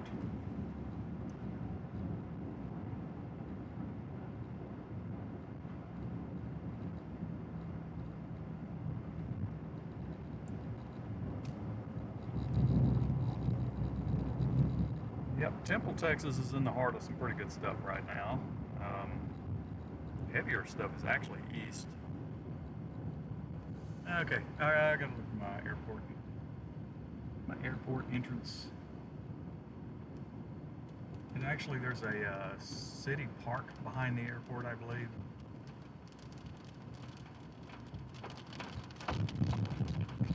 Airport. Is this the turn? No, that's not the turn. Where is the turn?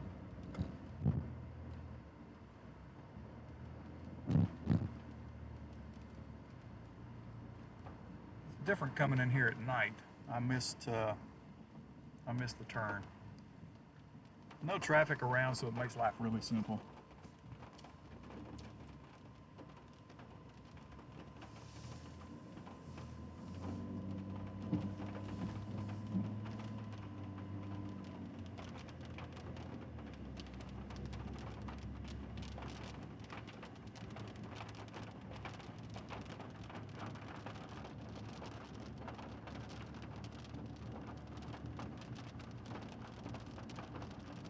Oh yeah, some good CGs up there.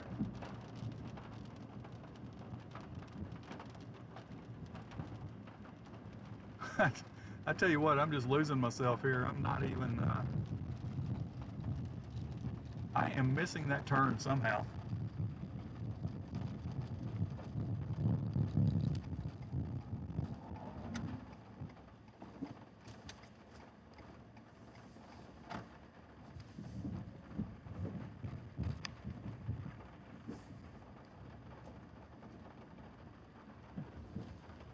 That's nuts. I can't find that turn off.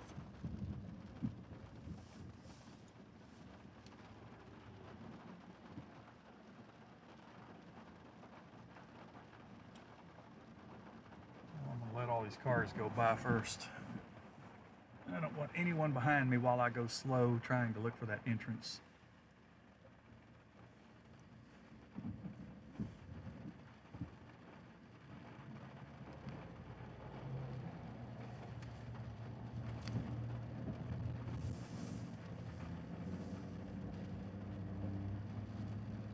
Ah, it's lifting, it's lifting, it's lifting, it's lifting northward. That is starting to look a little bit like a little bit of a low pressure system.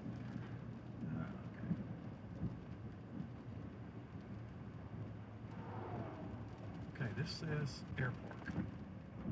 That's not the entrance. That's not the entrance.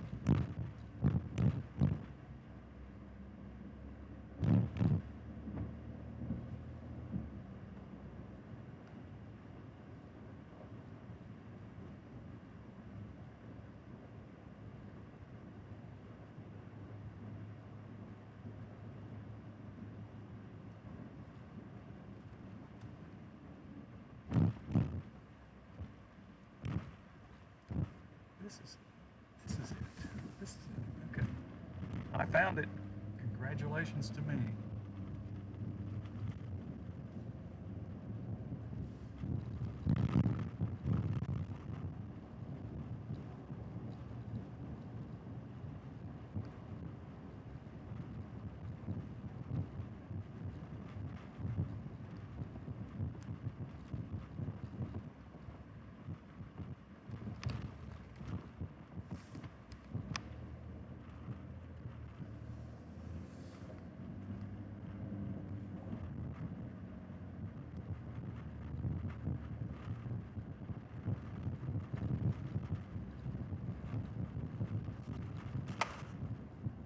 My drink is making a bunch of noise. All right, here we go.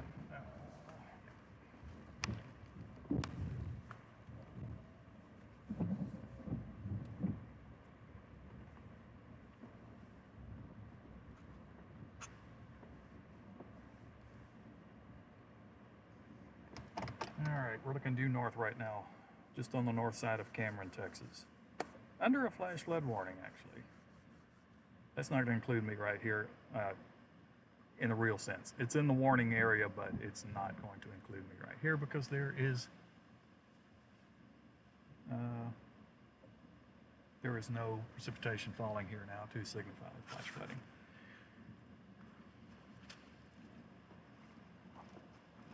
All right. Just a quick glance here. I can't read all the chats. Heather, okay, I see you, Heather. Thank you. Oh, you're in Gerald. Okay, okay. Well, I'm in Cameron, just north of town right now, so you know where I am, and I've been in Gerald many times, even on the day. Colleen, okay. Let me just scroll back a lot.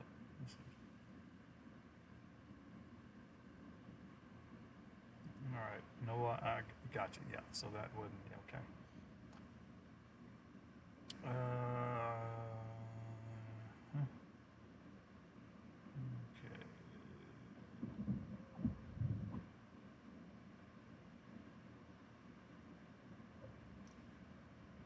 You know what?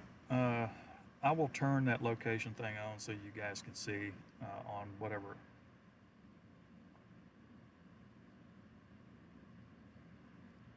I'll turn that location on so you can see. It should pop up on your stuff here in a second.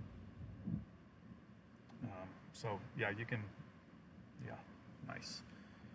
So yeah, you can, you'll be able to see location there. Who said that?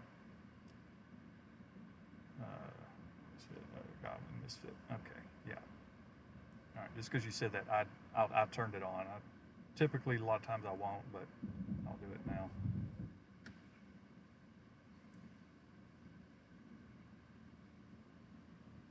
Tori. Yeah, you're getting pretty good stuff up there in Temple right now.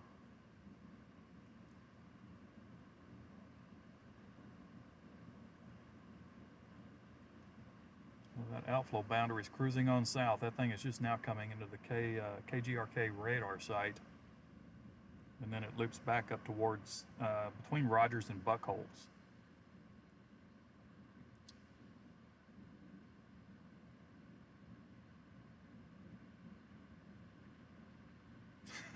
You've never seen a rainbow. Okay, well,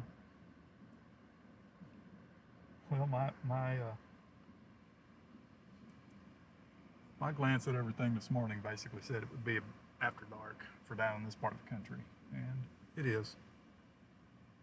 It really looks like the lightning intensity has dropped off.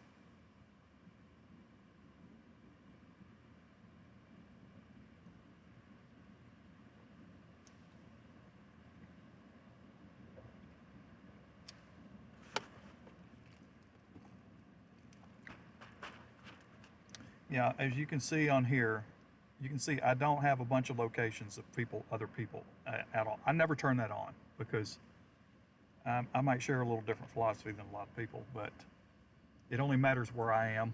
It doesn't matter to me where anybody else is.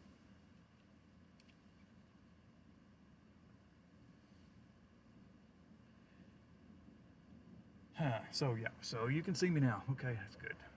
Just yeah, those CGs are being obscured a little bit by the rain. Not getting really good views of those. You can definitely see them, but they're shrouded in some rain. I do want to grab the tablet. I want to look, see if we got anything out of the ordinary going on here. I don't think we do, but we'll take a look anyway. Location. Yeah, pretty good wind bag there just to the east-northeast of Temple. And over there to the south of Lott. I don't know, look at that in motion. Let's see. Let me put that in motion here.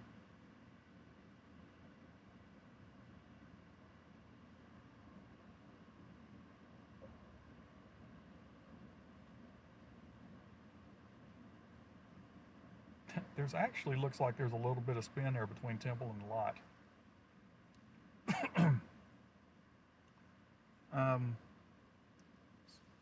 It's where the northward moving stuff has basically come in and done a little bit of a merge in there. There's a little bit of spin there. There's nothing to probably be concerned about.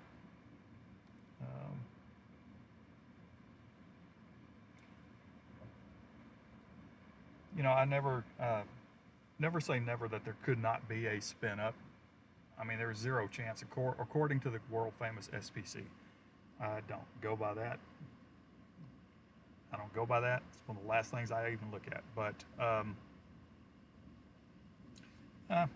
good example is what was it? 2 months ago? No chance of a tornado that day, but I saw one. 700 nautical miles from where they had any tornado risk drawn. So there you go. But no, tornado, not expecting anything like that. Not even expecting severe out of this. Because it's remotely possible you could have one go severe maybe just because of some wind that might be eclipsing that 58 mile per hour threshold and gust or something, but I'm not, don't count on that for sure.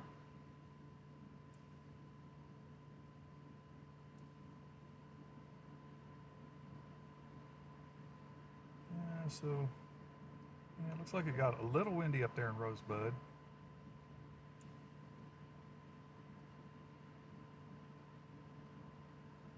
But yeah, there's a really broad thing going on there. Let me see what elevation I'm looking at that.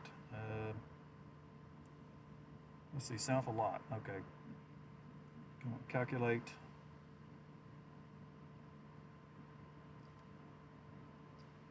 About 2,400, 2,500, 2,200, 2,300 feet elevation. Yep.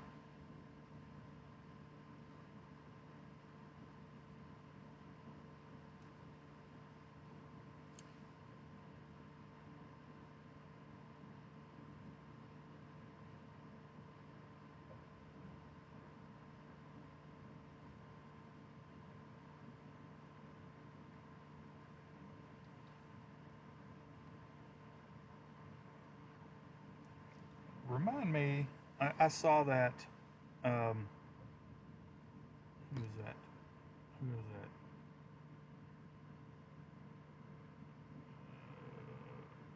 Siemens? Okay. Where exactly is Harker Heights? I'm having a brain fart. Sorry. Where is Harker Heights?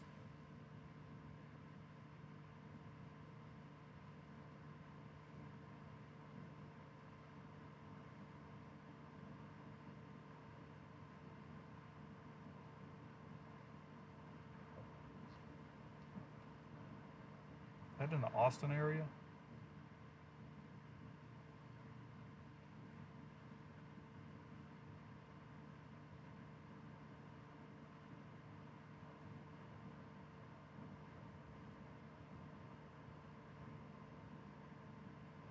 Okay, east of Killeen.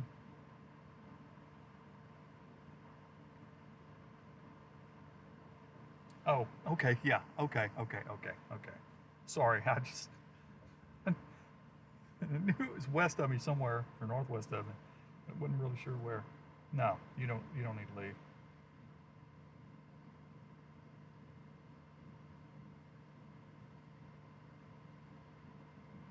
The strongest winds are well to your east.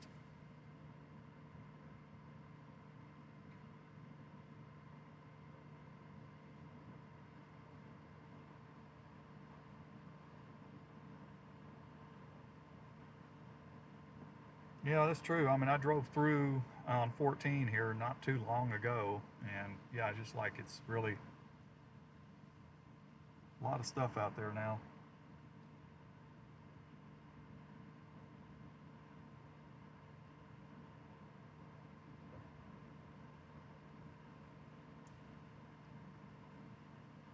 So yeah, I'm just looking over at velocities here on my tablet actually. I don't even have it up on my primary.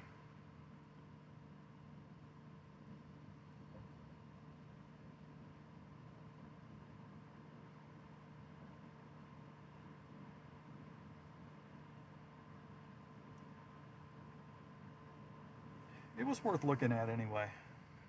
The interesting thing is that I dropped south here, and a lot of this stuff is really starting to lift north. It's not pushing south so much, except over around Rogers, Texas, over in that area. It's kind of trying to.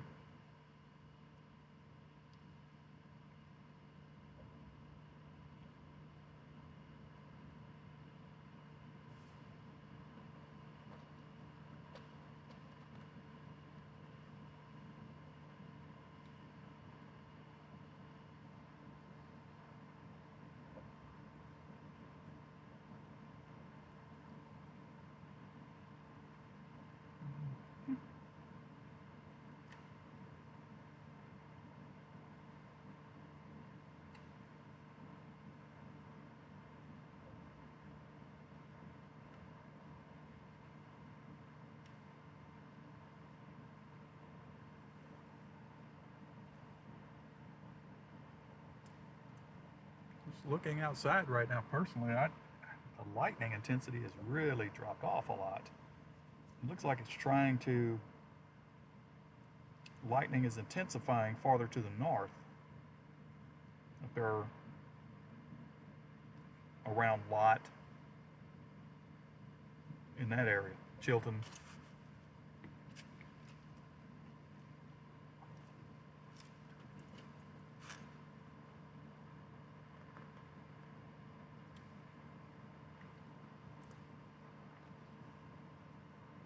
Yeah, if you hadn't hit the subscribe button, go ahead. It's not going to cost you anything. Like, all that good stuff. Y'all know the drill. Go ahead and do it. I'm not streaming all the time.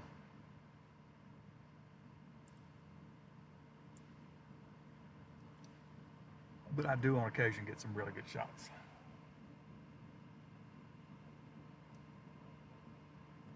If Mother Nature cooperates and the road network cooperates.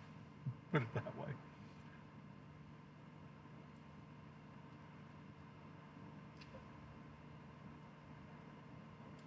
I just started chasing a year ago. No, I'm kidding. Put a 4 in front of 1. Yeah, a little bit more than that.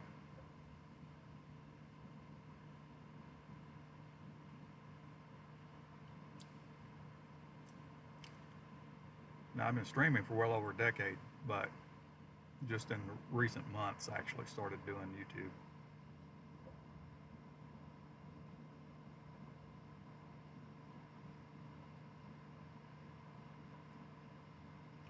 And eventually that's where everything is going to land. It's going to be on here. I can multi-stream to some other places, but I'm only streaming to YouTube right now. At least I think. I need to open that up and make sure I don't have those other switches turned on.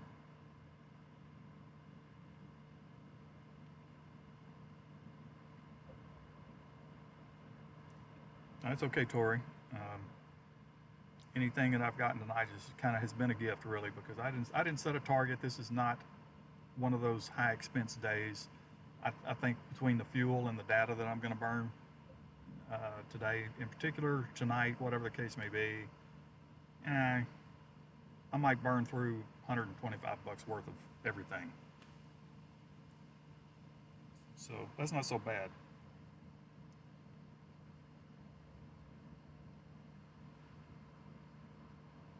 And it also helps the fact that from where I am right now, if I left right now to drive home, I would make it home in 50 minutes.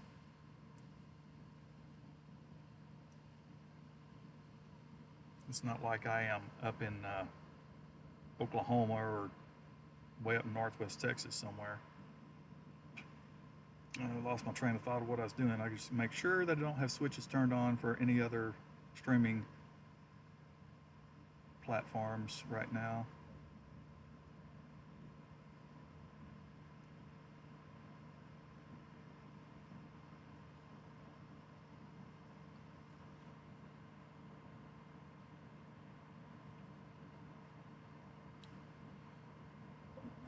Okay, yes, I am only streaming to YouTube.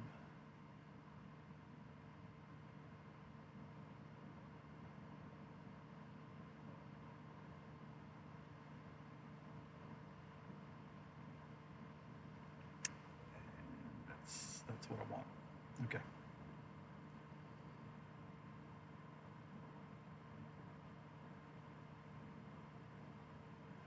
Nope. Nope.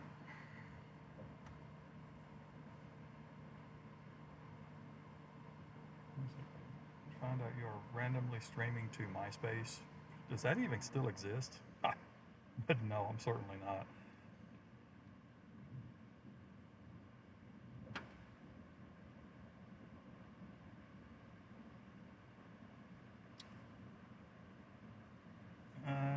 Well, thanks, Heather. Where were you located, Heather? While I'm waiting for that answer, that outflow boundary is just about to come into Georgetown. It has passed Granger. It's headed down towards Thorndale, and Taylor will be there in a few minutes. And the weaker part of that has actually probably about Ben Arnold right through there. There's still a little spin going on up there around Lot. I'm not too concerned. He went house hunting, drove 8 hours looking at 3 places, 329 a gallon and 10. Oh, 329? God, I ain't seen 329 in I don't know how long. You ain't gonna find that out here. Yeah.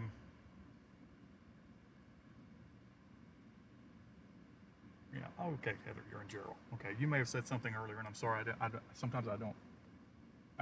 I glance at this so much I don't look at the name associated with what someone said. So, yeah. Yeah, Gerald, you're fixing to get some rain actually, but it's not bad. That outflow boundary's gone way past you there in Gerald.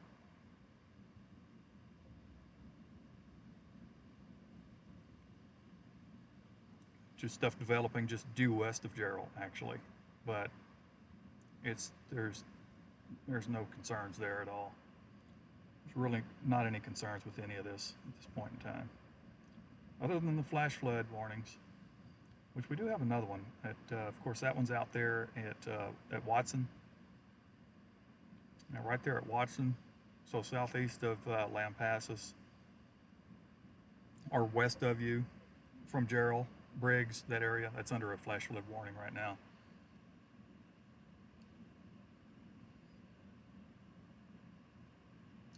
And of course, we've got flash flood warnings out there at Llano. All to be expected, of course. Rosebud, Burlington. That's a new flash flood warning.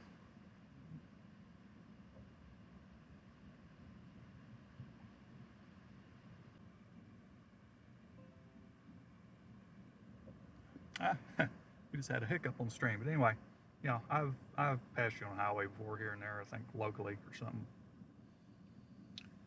Uh,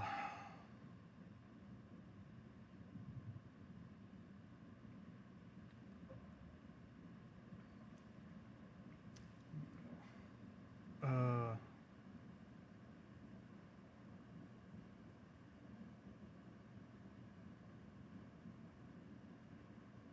well, it's part of the reason, Heather. It's part of the reason that we're out here because I'm not only doing this, but if there's anything of significance, I'm also reporting that directly through chat to whatever regional weather service office area I'm in. I am directly communicating what I'm seeing, finding, whatever the case may be. That's actually my first priority.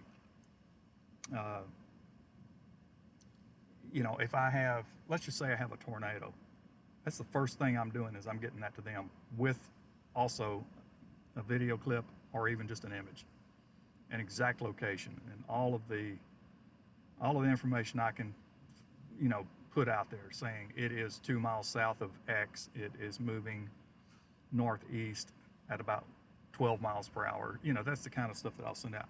So social media runs a distant second. I don't care if I get it on social media. I need to get it out there to the people that need to know first.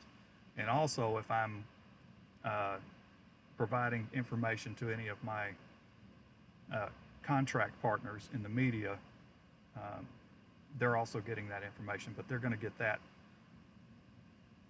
through that chat system because they're on there too. So I don't have to double up and do that. But that's the way I work. That's the way I work. And if I run across something that's really bad, aftermath type deal, you might see a wide shot on a stream, but you're not going to see me doing any video or anything where people are involved. I will not do it.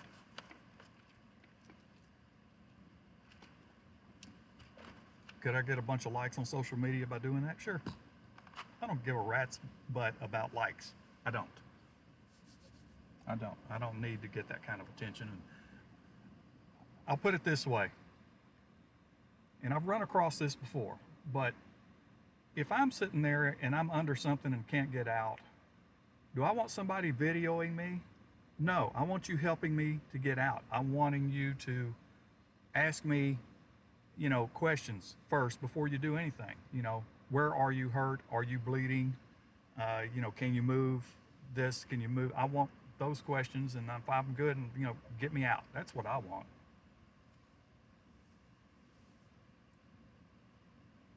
But I've been around a long time doing this, so I've seen a lot of different things, and I just those are my philosophies.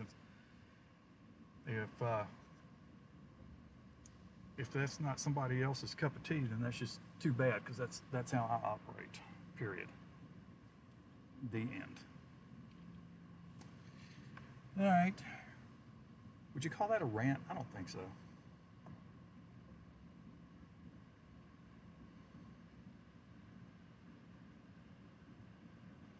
Let's see.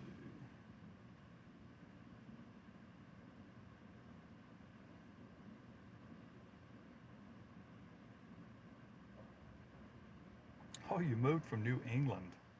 Okay. Been up there a few times. I like it up there. Don't want to stay there, but I like it up there. I actually got a friend who lives in Vermont. Actually got friends that live in just about every state in the nation, but special type friends of the type that I could go visit if I wanted and whatever. But yeah.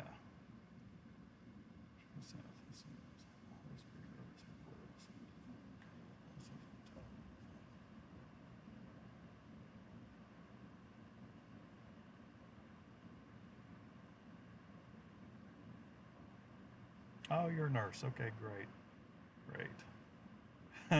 Tori, you're telling me to preach. Okay, well, yeah, I didn't really want to be preaching, but I know there's some new folks probably on here, and I just kind of want you to know my philosophy and my approach to how I do things and what I'm out here and the reasons I'm out here. So, uh, yeah, my youngest daughter just graduated college here a month ago, and she is not going to be a nurse, but she's going to be in physical therapy. So she's already got a job offer.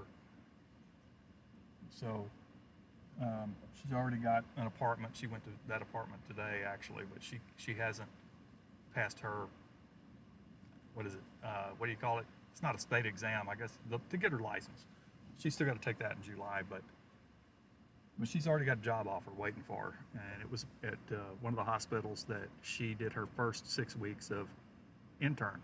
So she's all set, and she was just like excited about the kind of money she's going to make, and I'm like, yeah, that's good. I don't know why we're having I'm having stream hiccups. I just noticed. I apologize for that because I don't know why that's happening. Because all of my bonded connections are showing to be in really good condition. Maybe it could be, I don't know. I do see it flicker every now and then.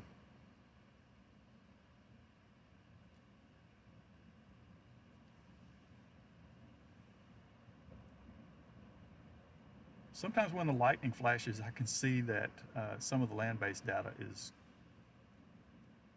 blinking a little bit. I actually think, hold on a second, I'm going to reorient myself instead of just trying to turn the camera. Let me just change my orientation here a little bit. I think I actually see that outflow boundary coming visually. Let's see, it would be right up this direction to my north. Let's see if the lightning will light it up. The lightning's got to be in the right spot to really see that.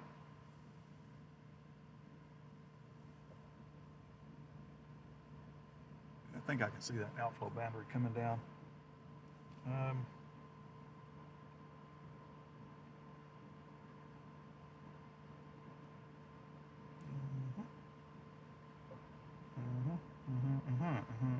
Okay. That outflow boundary is just about, it's come through Georgetown now. It's just about in Taylor. It's fixing to be in Thorndale.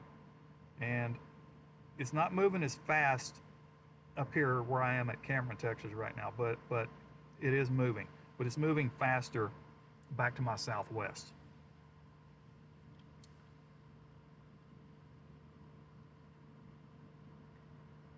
I've still got lightning over there. Let me show you real quick.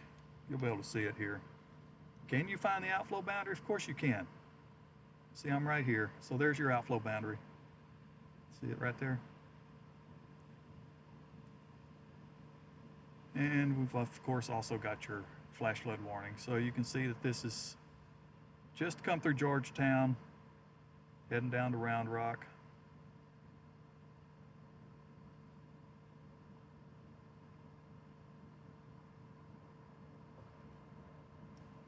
Just for kicks, let's look at this. All right, really define it right there on velocities.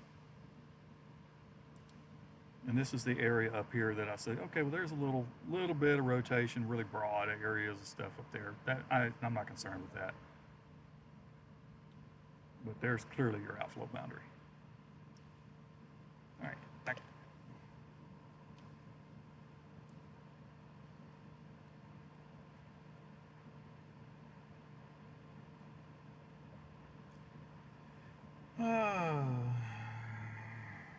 Let's see.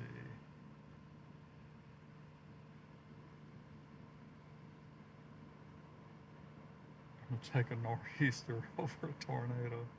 Yeah. Thanks for the congrats for her. Let's go backwards. Macy, storm structure looks disorganized. Waiting, but no. Well, Macy, I mean, you got to admit, today was going to be disorganized. We don't have any upper level support really to help. That stuff's way displaced, so we weren't going to get anything other than what we have, you know, and it's just the way it is. Now, tomorrow, you know, I haven't really looked at tomorrow, but I would think that tomorrow is going to be the day that there's going to be even more rain, especially back down where you are, back down where I live. You get all that moisture coming in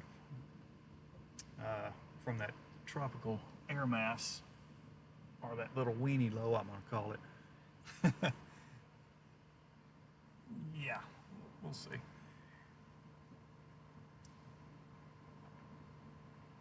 Yeah, this is pretty much what I've been expecting for the last 2 days out of this, 3 days actually.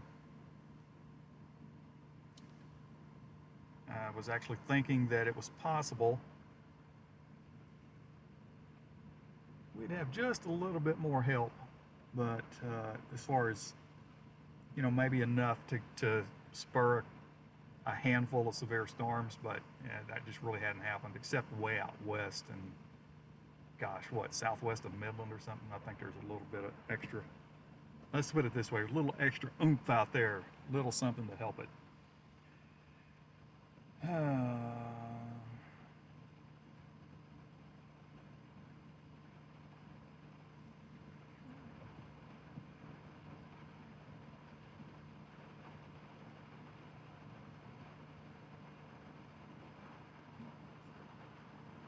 Yep, cold front and other outflow boundaries. What I don't know if this boundary is the front. I think it's an outflow boundary. I don't think it's the front, but I'm not going to go in and look for that right now. So it's kind of irrelevant to me at this point in time, because we have what we have right now. You know, it is what it is. If that thing pulls up stationary tomorrow too, that could be a really good. We could potentially have storms train along that, but I think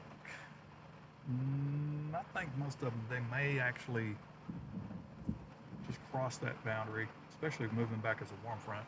We'll see.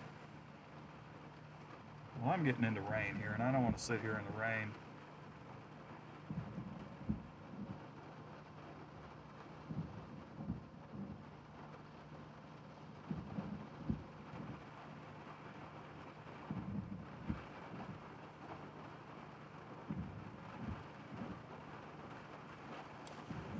Yeah, guys, what Macy said there about the soundings and a saturated atmosphere, when you get your temperature and dew point lines that are sitting there practically stacked on each other from the bottom all the way up, you have a saturated atmosphere.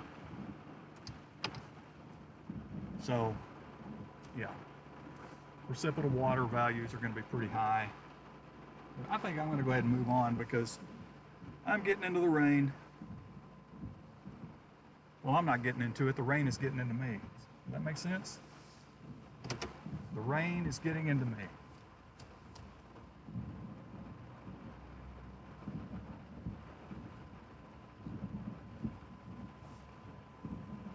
Just go back and get out of the rain. I ought to take this road straight. I don't know where it comes out.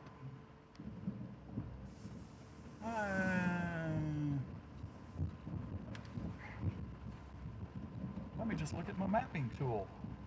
See where this road comes out. Okay, I am right here. If I stay on this road, oh heck, I'd have to go through residential neighborhoods. I'm not going to do all that. I'm just going to go ahead and get myself on the main road here, main highway.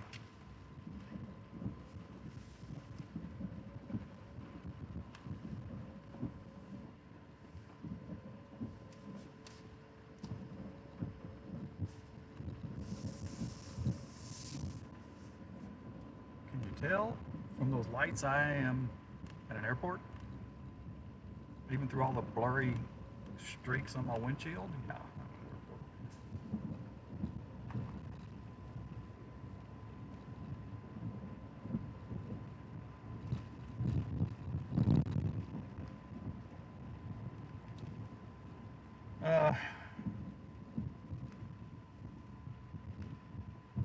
Yeah, Macy, we'll have to, next time I'm in College Station, I probably ought to connect with you. Are you finished with school yet, or are you still working on that? And I'll look for that answer when I make my next stop because, again, when I'm driving, I don't look down at chats. You know, there's another time that I don't look down at chats either, and that is when I need to keep my eye on what's happening in the sky really close. And, you know, some of these more tense scenarios, you know, I got to watch that. I got to see what's going on.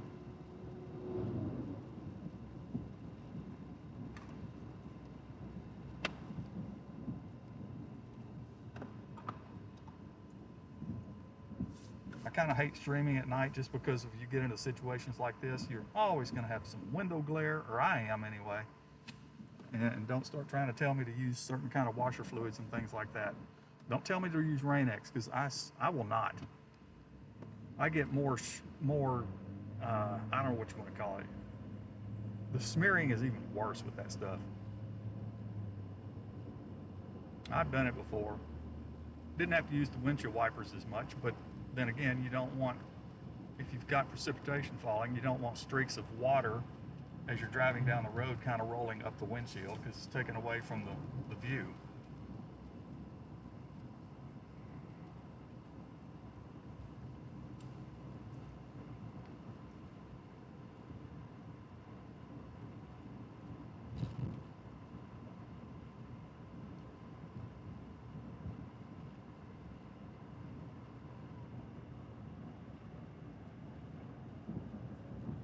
Actually, when I think when I get to the next, let's see, this is going to continue to move somewhat southeastward. All right, so where I am anyway. I may take a potty break here in Cameron, Texas, at the CEFCO.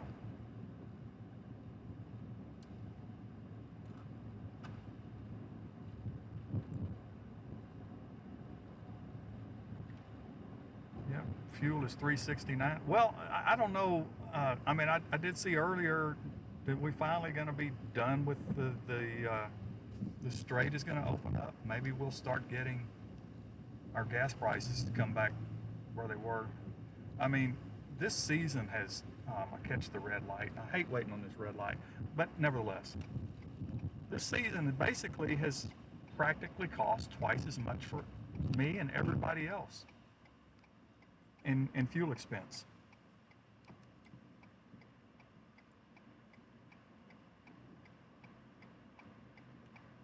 I mean, I remember a few years ago, I was loving it, and just a few years ago, when did we have the inside of $2 fuel? Was it 3, 4 years ago? I don't remember, but I mean, I was loving that because I was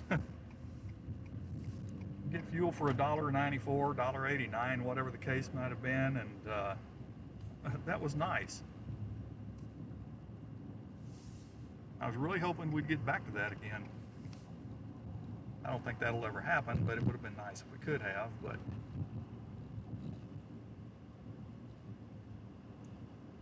there's times this year, I mean, didn't have a choice. I had to spend $4.19 a gallon, you know.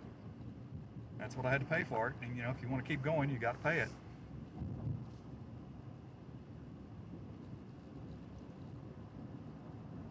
It's expensive to do this.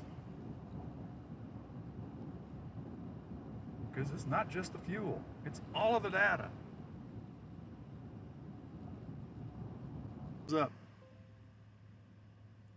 That's what I want to know. Why did we freeze up with all of my data looking decent? I don't know. So that takes me back. Yeah, it's not just the fuel, it's all the data you got to have every month for this stuff. 2 times on I'm only using one AT&T connection right now, but I can have 2. But yeah, 2 AT&Ts, you've got Verizon, you've got Starlink. All that every month is an added expense. And it was funny, one time I had somebody say, well, I said, it costs money to be able to stream out here on the road, right? So, and just general comment, and somebody says, well, maybe you shouldn't stream and you could save that money or something. Okay, come on. Come on, wake up. Was life much simpler before streaming days? Of course it was. Back in the 90s and whatnot back then, 80s, what, we didn't stream. In the early 2000s, mid 2000s, we didn't stream. And life was so much simpler because you didn't have to worry about trying to keep that going. You didn't have to have all that data. All I needed data for was to maybe upload a video package. I needed data to have radar updates and different things like that. If I can go back to the days of me pulling up in Abilene, Texas to Hotel Row just to get on Wi-Fi just to find out what's going on, because we didn't have it anywhere else. We didn't have it on the road. And I can even go back to the days before that, where I would call a local weather service office, or I would call a local TV station and talk to the meteorologist there or something and find out, hey, what do we look like tomorrow? What do we look like, 2 days from now? Just to get a general idea. It's the way it used to be. It's also when you might see a tornadic supercell out there, you might see 2 or 3 people actually standing there looking at it, and that was it.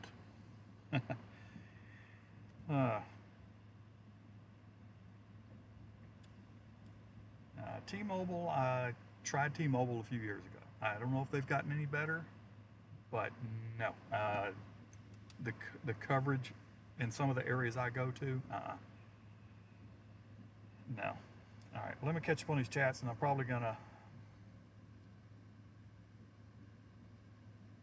I'm going to run in and take a little potty break here in a minute.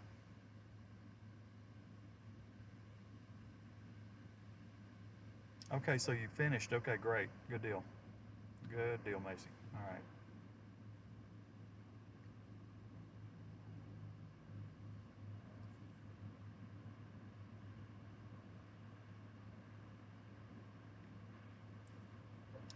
Okay, real quick, Temple, you're pretty much getting in the clear. You're still going to have some lingering stuff back there, and some lightning and whatnot. And right, the gas prices never drop. The same speed that they go up. That is for sure. Uh-huh.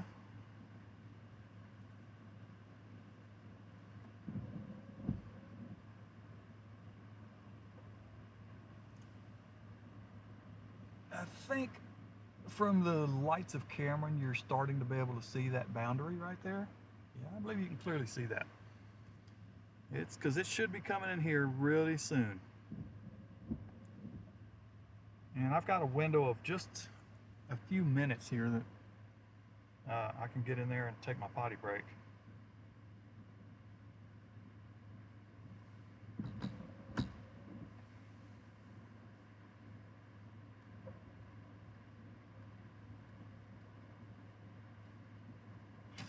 Yeah, so I'm going to go ahead and do that.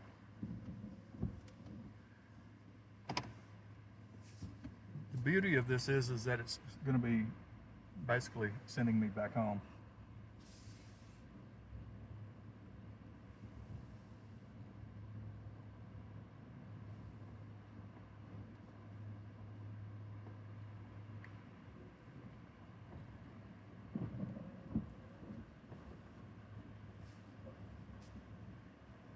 And let's see, I'm going to park right here.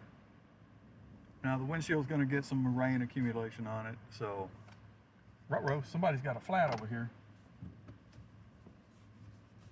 Might be, yeah, that car right there. That, ladies and gentlemen, is a flat tire on the right rear. Yeah.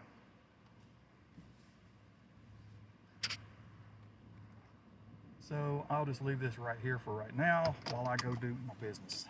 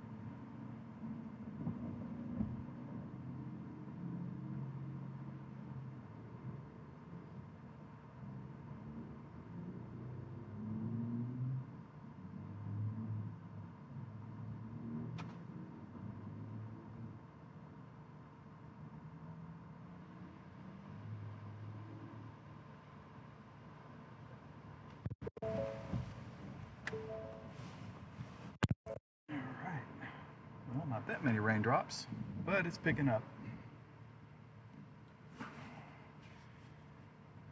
Cameron, Texas. Cameron, Texas. Now that I got wet, the air conditioner blowing on me is just a little bit cool. All right.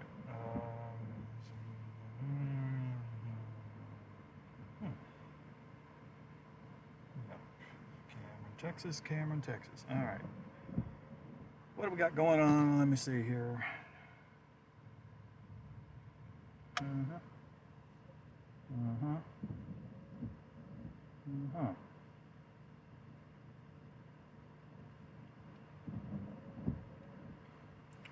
Yeah, little stuff along the boundary, the outflow boundary down there right around KG Arcade. North of Temple High, north of Highway 79, basically a little more development back up in there.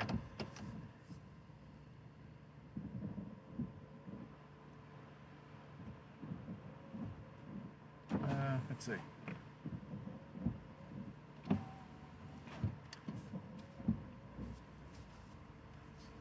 ahead and do a little distance. The lightning is not so much going on here right now. Lightning mainly is still just north of me.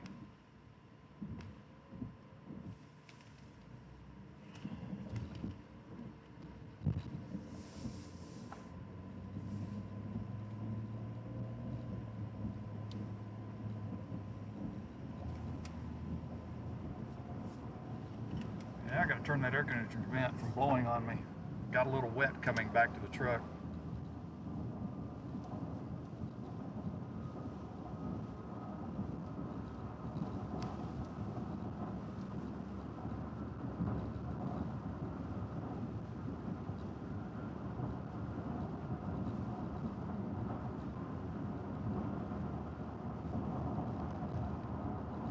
Oh, I'm yawning too. I probably ought to go to bed here in a little bit.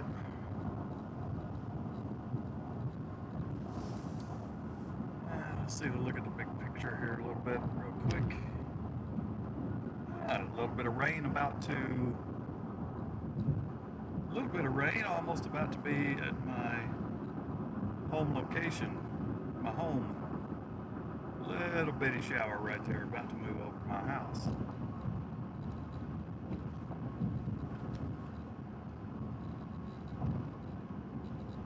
Alright, so I'm heading south out of Cameron, Texas now on Highway 36. Next location I will be at will be Milano, Texas.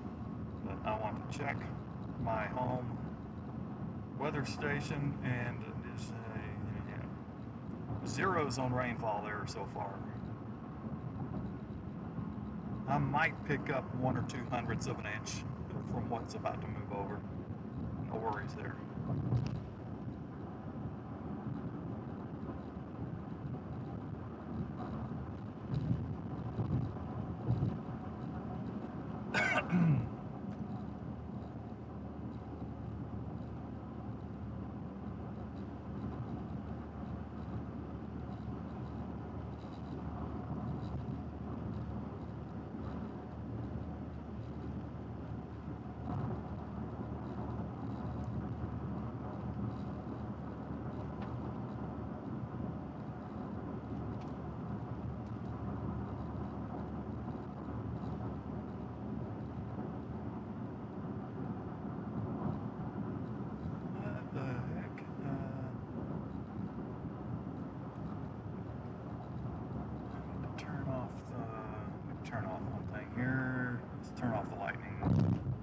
Turn off the lightning sensor. Off. Okay.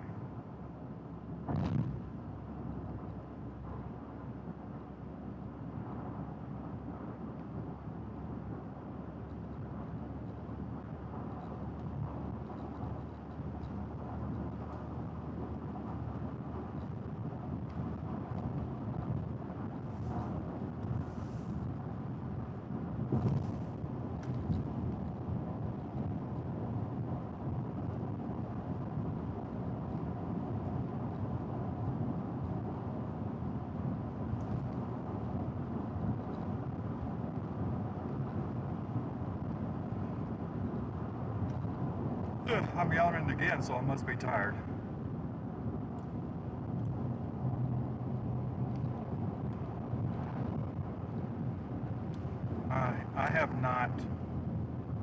I have not had a solid night's sleep, and I can't remember.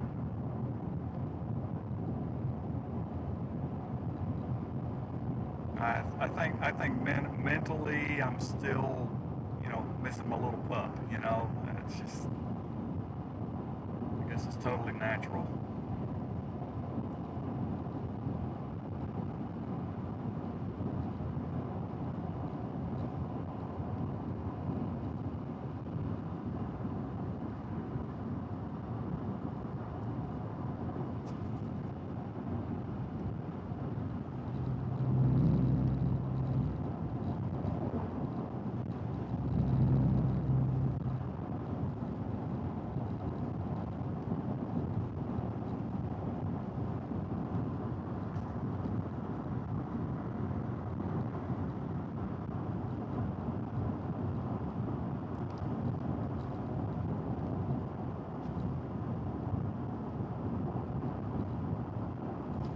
So we had a little stream hiccup right there.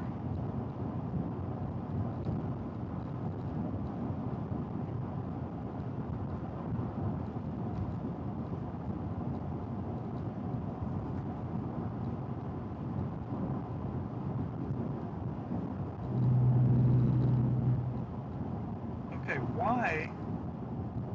Okay, I was just looking at my mapping, and back to the north, the west and northwest going up Highway 36 on Cameron,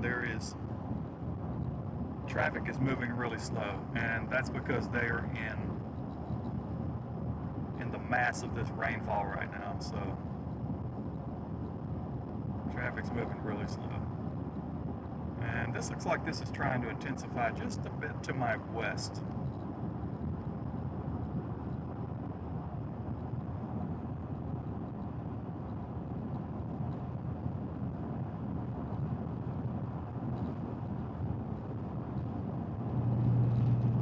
Let me switch you over to a radar shot real quick.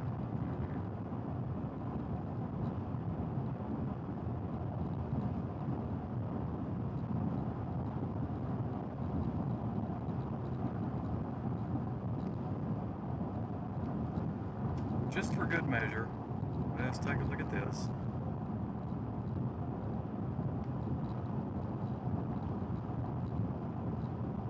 No worries.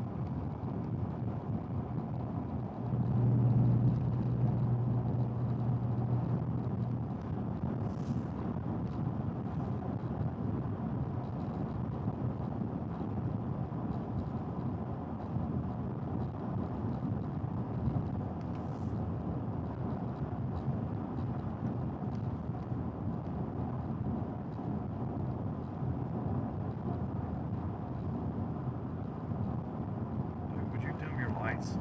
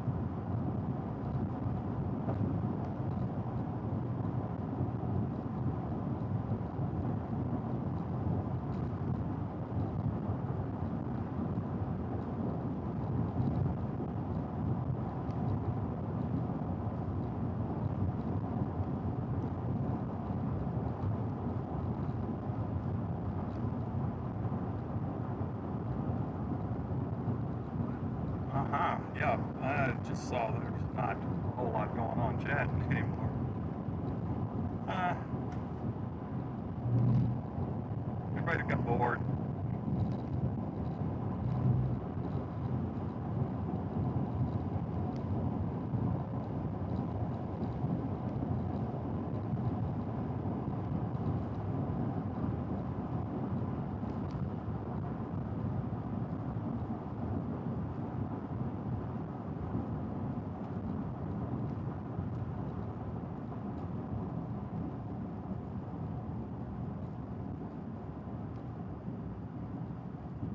Let's stop here for a minute.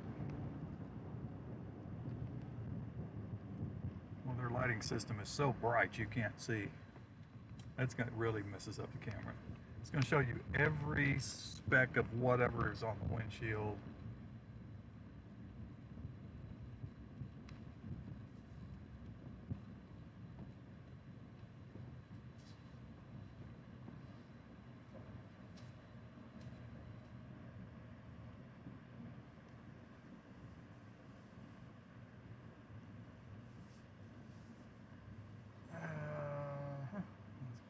Get it off the light as best we can.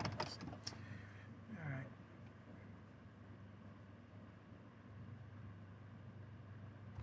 Yeah, this is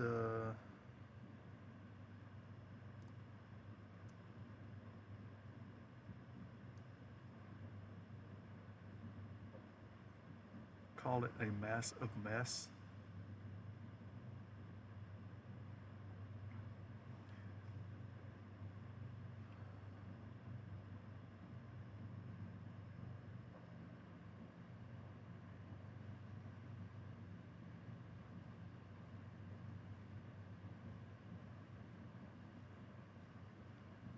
All right, I'm in Milano, Texas now.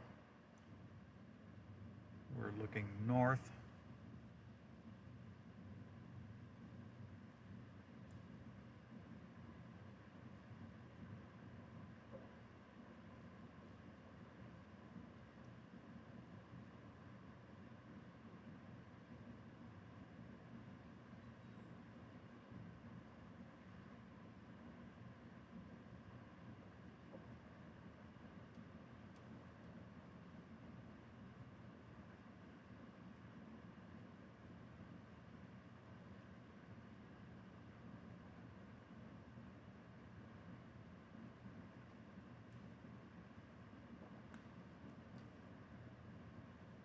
A little more development back down to my south and southwest. Pretty far down there though. Moving really slow down around Stephenville, Texas. Generally headed towards Giddings, Texas. An outflow boundary is going to probably intersect with that, probably somewhere north of Giddings. An outflow boundary is moving faster than it'll pop up down there around Smithville.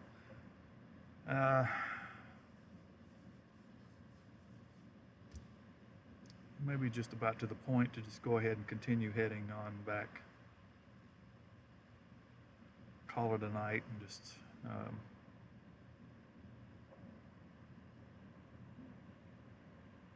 see about tomorrow. Still no severe possibilities really tomorrow. Unless I wanted to go to the Texas Panhandle. I'm not doing that, not for, no. No. As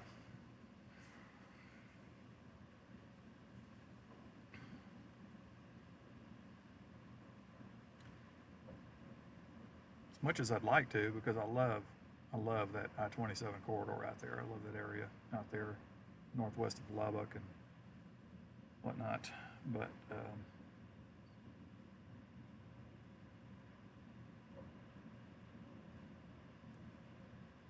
thunderstorm chances are going to stick around for tomorrow and the next day as well. We'll just see how this front plays out.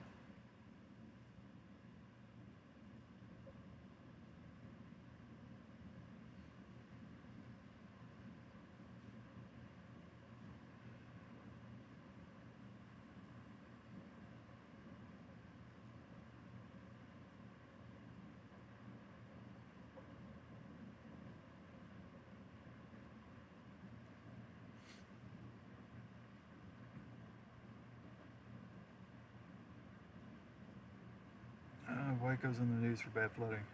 That doesn't surprise me. In some areas, it does not at all surprise me. Let me tell you what I'll do. Let me just do this. Let me put this, center this on Waco, and once I get it set up, I'll do it. But can I do? No, I can't do 3 hour. Okay. All right. This is going to be radar estimated rainfall. All right, here's Waco, dead middle of the screen. All right, to the southwest of Waco.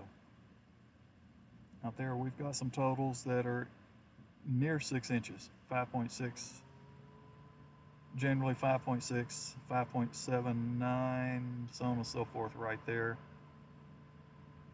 Closer, like right there in Waco, it's basically saying there was like 3.87.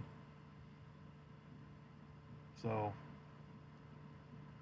it kind of doesn't surprise me. Let me put this into a playback.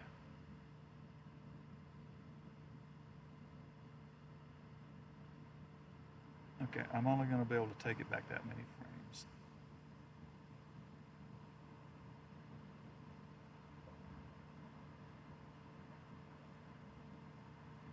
All right, and then the bigger picture. This is, of course, you can see all that rain is falling there. You've got flash flood warnings all through there. So there you go. Those are radar estimated totals. There may be some isolated spots that are even greater. Now this is a pretty good amount right down here, just to the west of Highway 77 from Rosebud down to Ben Arnold. West of there, we've got some 4 inches, 4.74. So that could be causing a few problems. We may see a flash flood warning, a new flash flood warning issued. I don't even have chat open. I don't use chat to see what they're talking about. I just use chat for reporting. But we could see a new flash flood warning maybe a little farther down through this area here. Yeah. All right. Well, let's go back to reflectivity.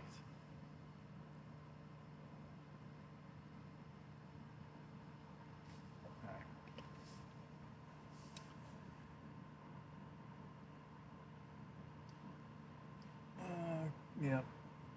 Yep.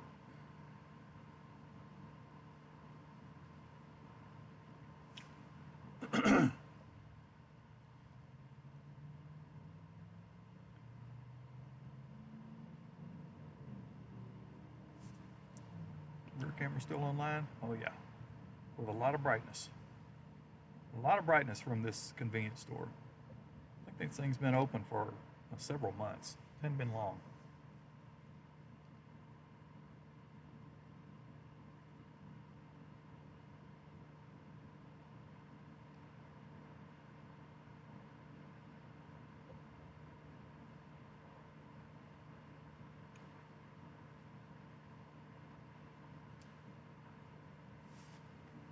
And I'll tell you, that's all we have across the entire nation. I mean, if you look at the entire nation as a whole, all we have are flash flood warnings. There is not a severe storm or a tornado warning anywhere in the whole country right now. That is according to my warnings feed window, which is on the right. You guys don't see it, you just see the radar, but I've got an overlay that shows me every bit of that information. So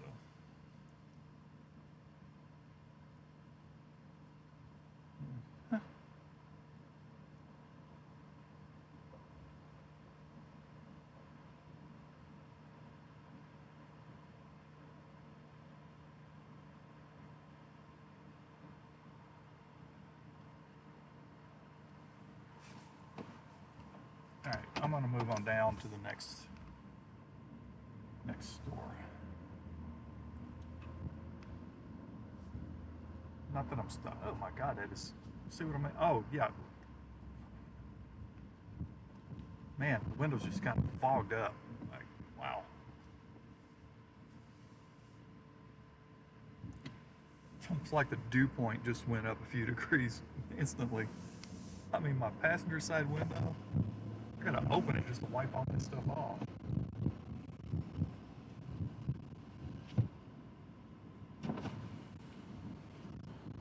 Open the driver's side too. Yeah, you see all that?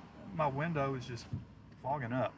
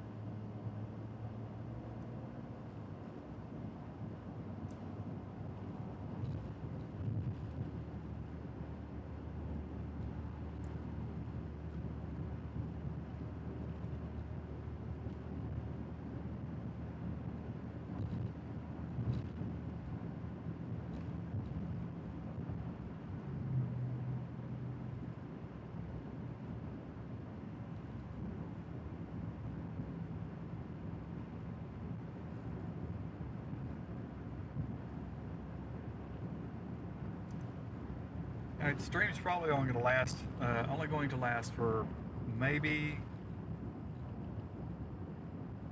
at maximum 1 more hour. Probably considerably less. Because there's going to come a moment that I'm just going to turn a bar and head home. Try to have myself asleep midnight or soon after.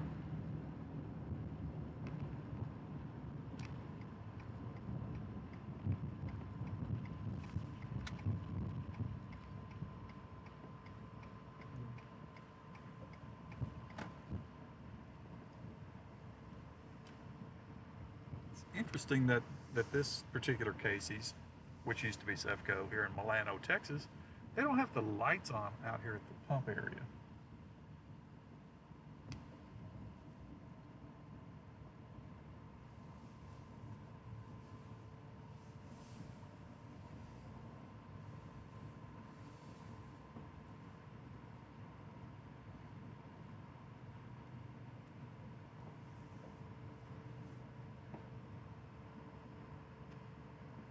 Oh, that's gonna be horrible. It's too bright. Too bright. There ain't nowhere else to get. Wait, there might be a place across the highway.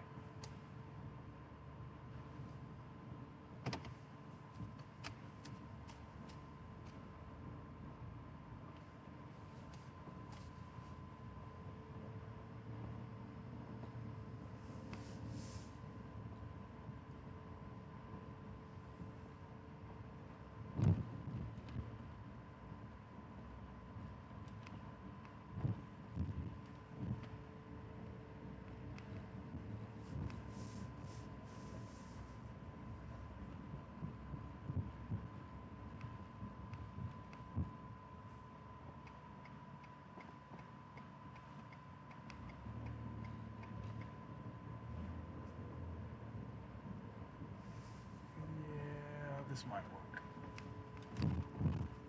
This might work. I just got to get myself turned into a spot where I can easily just get back on the highway.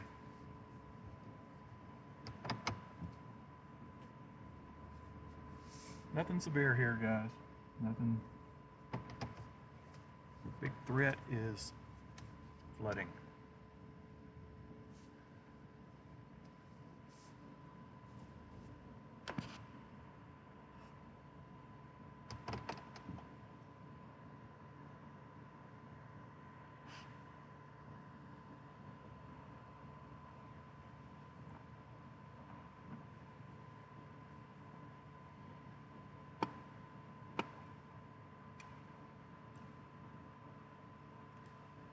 Caldwell, Texas, you're getting a little rain shower there. Mainly, it's probably clipping the southeast side of town.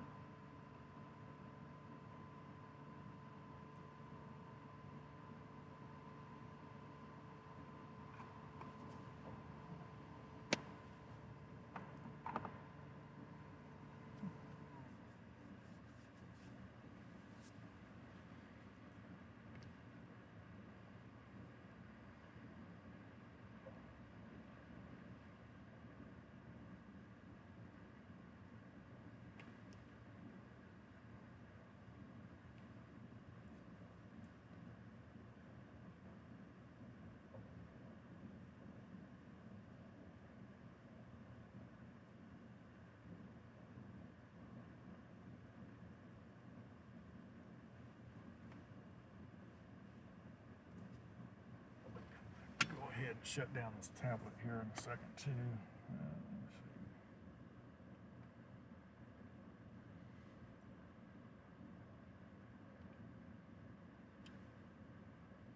Let's see.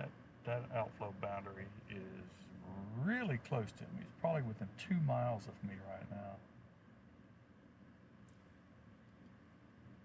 It's probably a little bit breezy right there in Cameron right now. Back over towards Rogers, Ben Arnold. I couldn't put it out. Arnold, Ben Arnold. Yeah, Rosebud. Let me motion this.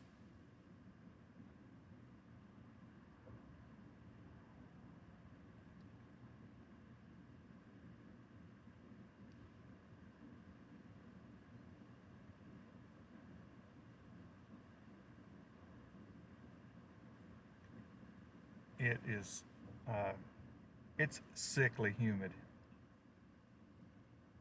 I mean, just looking out the window. I mean, you look at the lit areas and it's just like, oh my gosh, you know it's humid.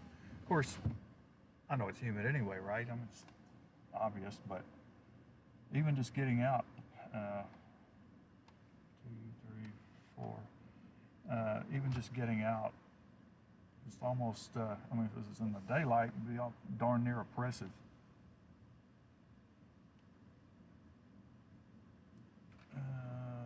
Slide you to power you off. Okay, you are off. Just for good measure, let me go to something here and we will look at the dew points.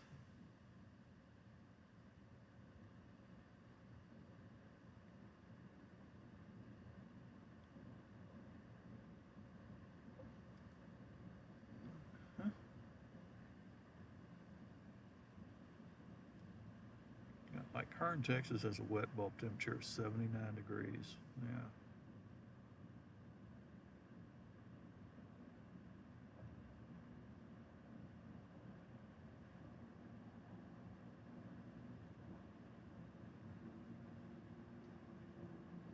Okay.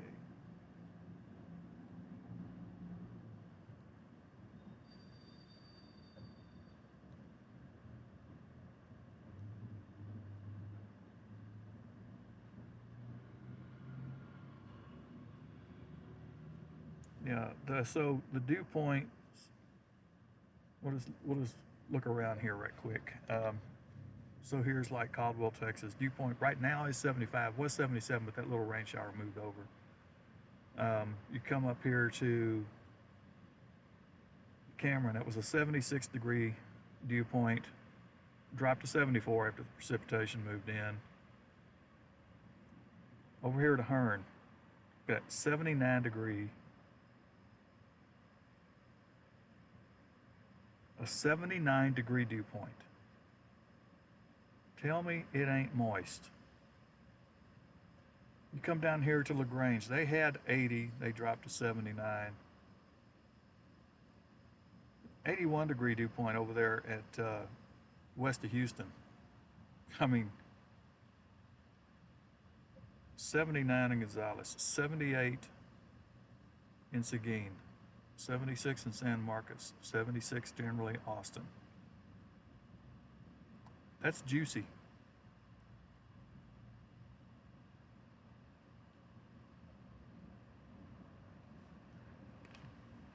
And you see the fog on my windows. I gotta turn the windshield wiper on just to get some of that off. Super humid.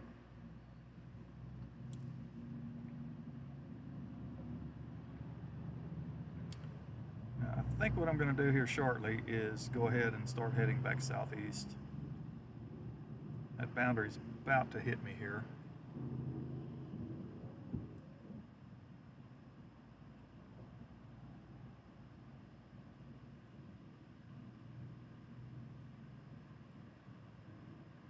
And the precipitation is not too far behind that, actually. And I got another, that Smithville cells look like it's picking up speed. It's between Smithville and Giddings right now, heading northeast. So that is trying to figure out where that boundary would interact with that. Probably could enhance it, could kill it, could undercut it. But that, yeah, that cell down there is trying to get a little stronger.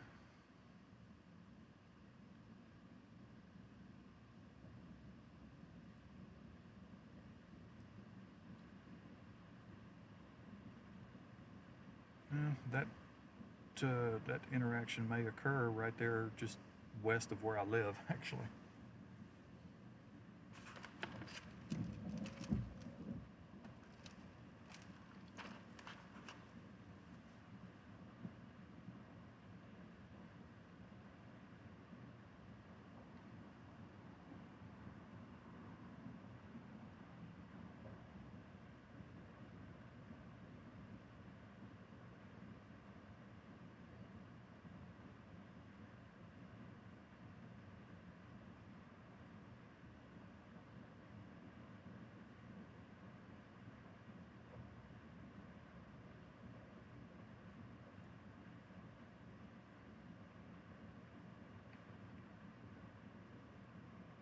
Yeah, looks like this stuff wants to ride right along Highway 21 down here to my southwest and south, and that's my next major highway intersection when I go southeast. Is going to be Highway 21.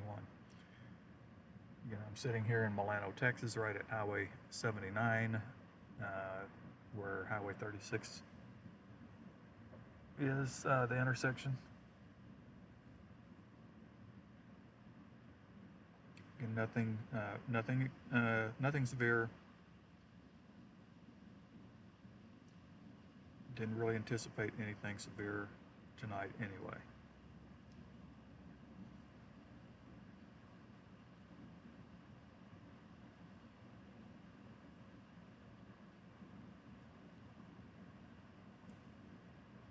I'm still wondering if we're not going to get another flash flood warning right here to my immediate west and northwest.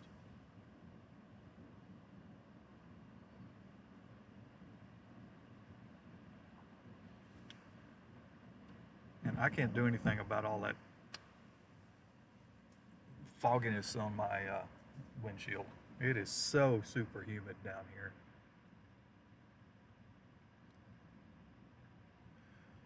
We get some daytime heating to go along with this tomorrow. It's yeah. Probably be a lot of cloud tops going up tomorrow.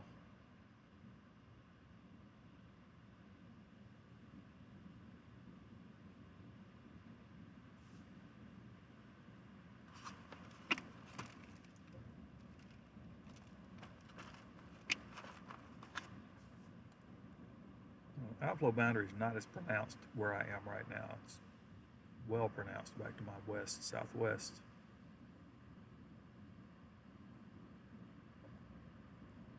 That update. Okay.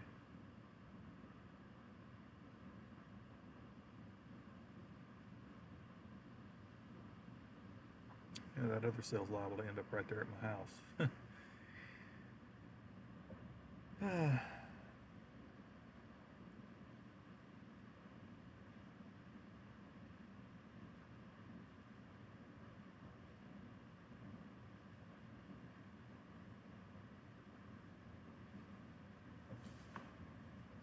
Okay. Foggy windows. Even the windshield wipers doesn't want to clean that up real well. Spray some washer fluid on it. It helps a little, but man, it is so humid.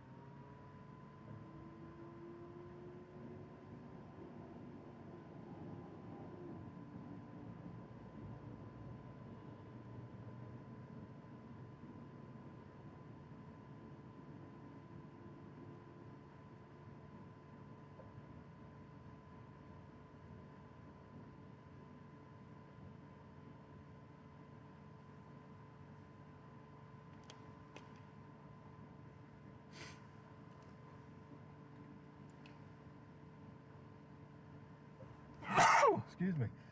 God, must be allergic to humidity.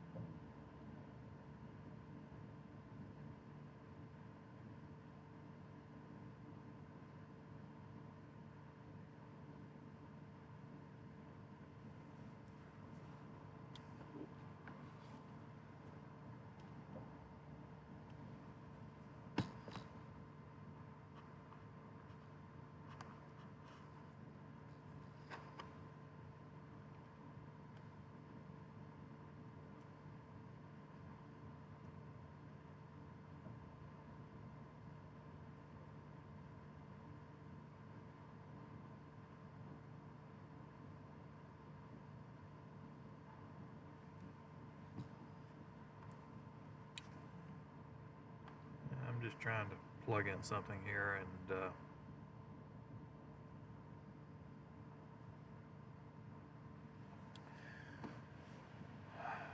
didn't want it to get below 50%. He wanted to act a little squirrely on me there.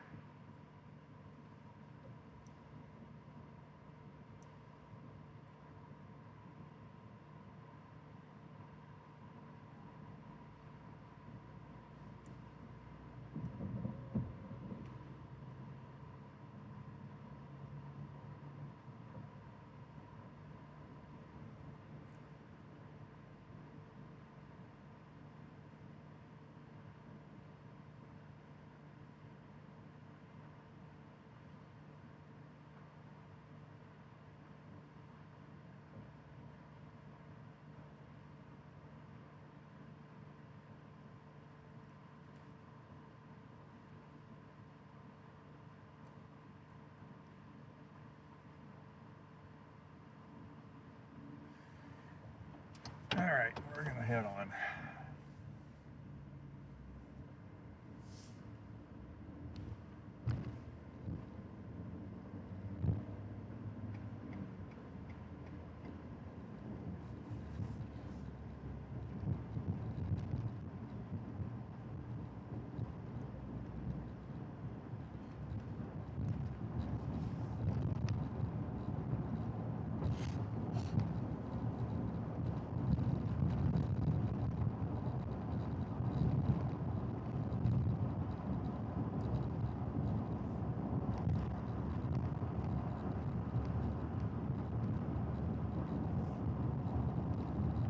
See if the back camera can catch any lightning in dark mode here.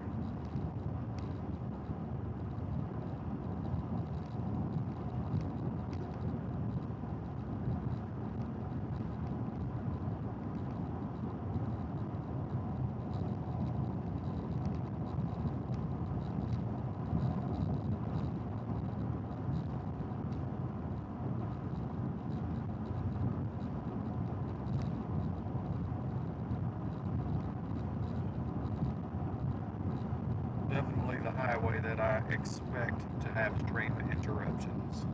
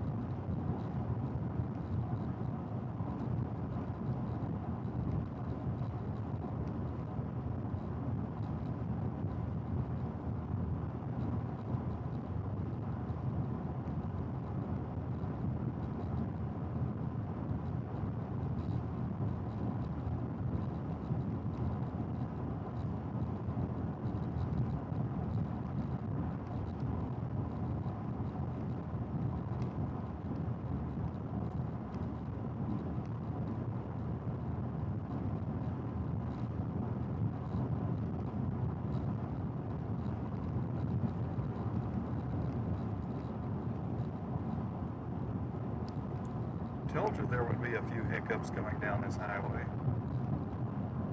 It's all because of the land-based data. Both Verizon and AT&T are not good through here. Starlink is fine. But when these other two connections get into the poor category range, the system is renegotiating the throughputs and rerouting and doing different things. So that's why it's going to have a hiccup every now and then. If I had this solely running on Starlink without any bonding turned on, it'd probably be more stable through here.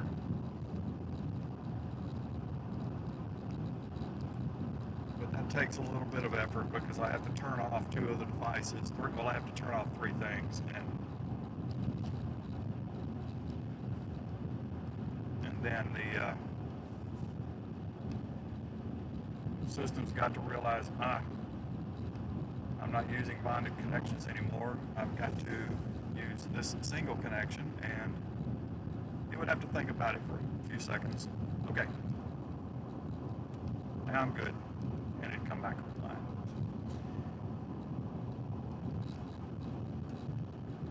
I'm tired.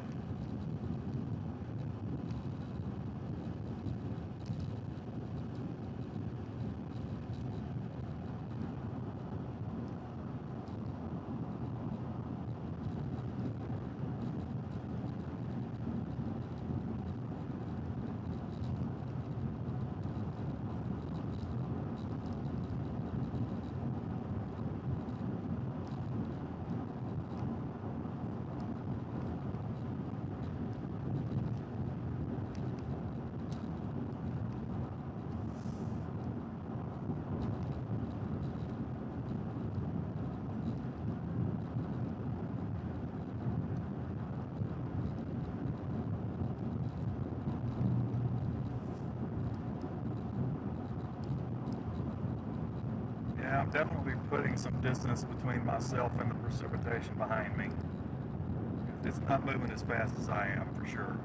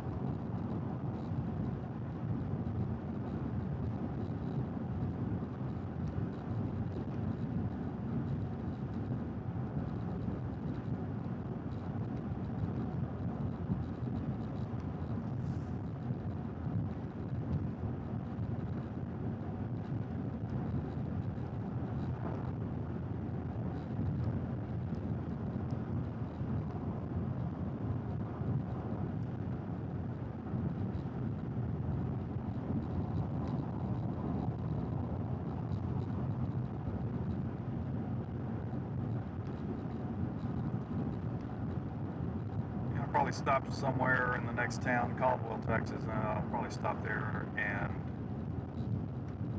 at that time probably go ahead and shut the stream down. I'll be there in just a few minutes.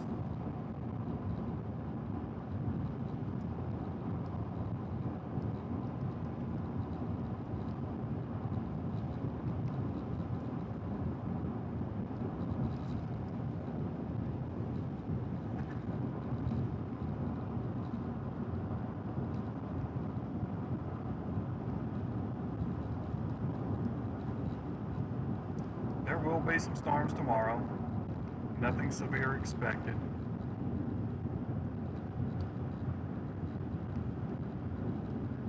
So I may be out in the daylight tomorrow, nevertheless.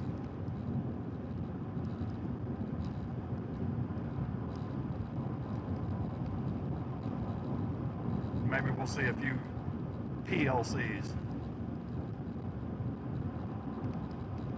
Pretty looking clouds to anyone that doesn't know that.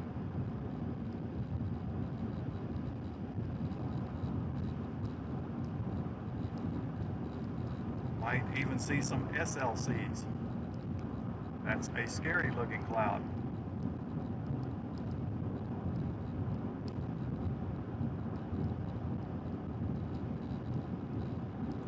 But they probably won't have any bite to them.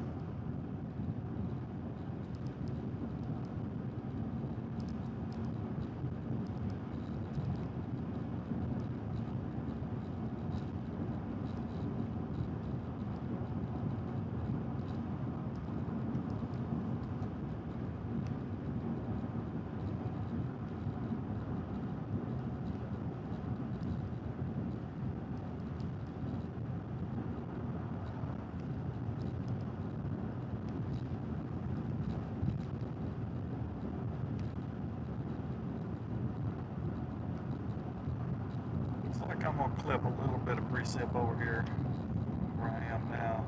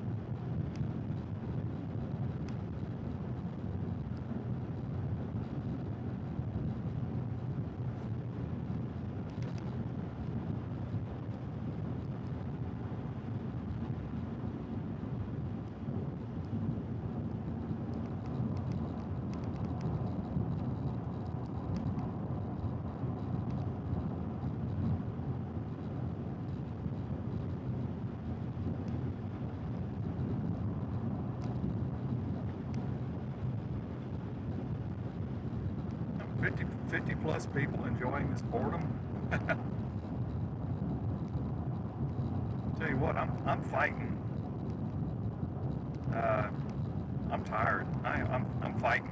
I'm not bad, not to the point where I've been in those situations where I got to where golly, I'm losing where I can't even focus on the road anymore. Dude, when you get there, it's time to stop. I'm not at that point. I'm just mentally, physically tired. I feel like when I get back home tonight, it will only take me a couple of minutes and I will probably fall asleep.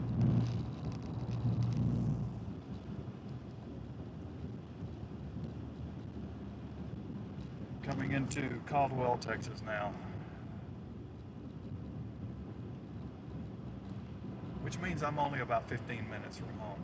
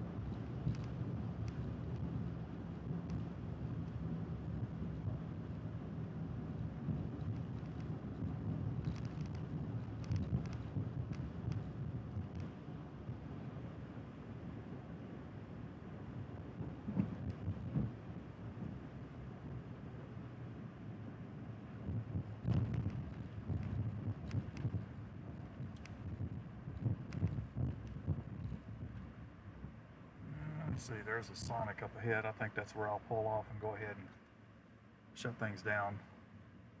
Looks like I've got a few bug splatters on the windshield that the windshield wiper decided to smear.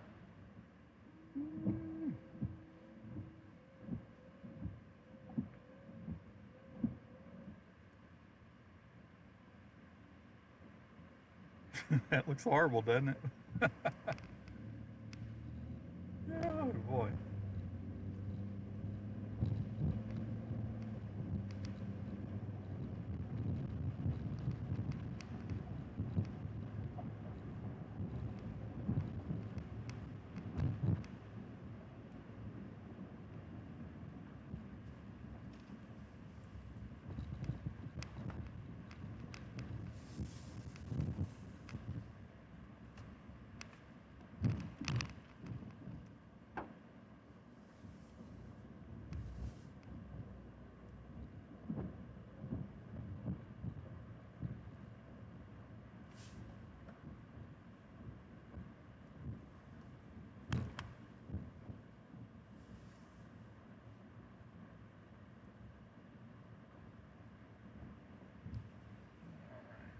I think this is as good a place as any to stop and get that done. All right. Well, one last look before I go here. That's what it looks like. We'll take it out to the bigger picture. All the way back to the west, all the way down near Del Rio. Multiple flash flood warnings. There will be more tomorrow, guaranteed. So, yeah, it's time to shut her down. Make those last 12 minutes to home and get myself to sleep. So if you, what, 50, maybe 50 something people still here, if you didn't subscribe, please go ahead and do so. I may be back out again tomorrow. We may have a bunch of storms going on. Nothing severe anticipated, but I'll probably be back out tomorrow in the daylight.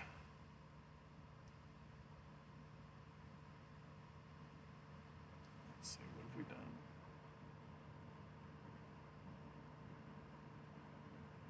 Let's see, this has been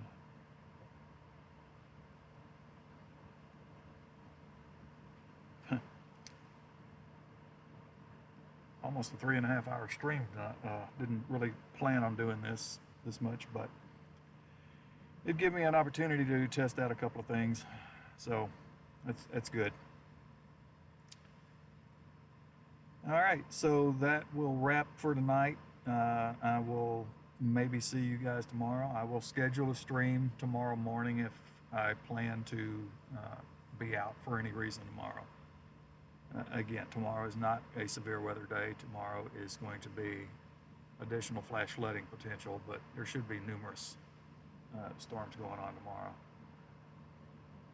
Just real quick here, chat. This has been really quiet. Something's gotten moved. Okay, I am in Caldwell, Texas right now. Caldwell, Texas. And the rain is picking up here on me. Why? Let's see why. Ah, okay. Just because I had a little something develop right here. So I had a little something develop here coming in on me right now. Right there.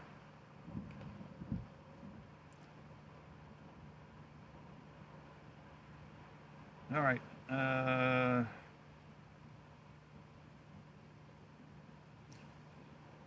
No, I'm not going to Waco. I was in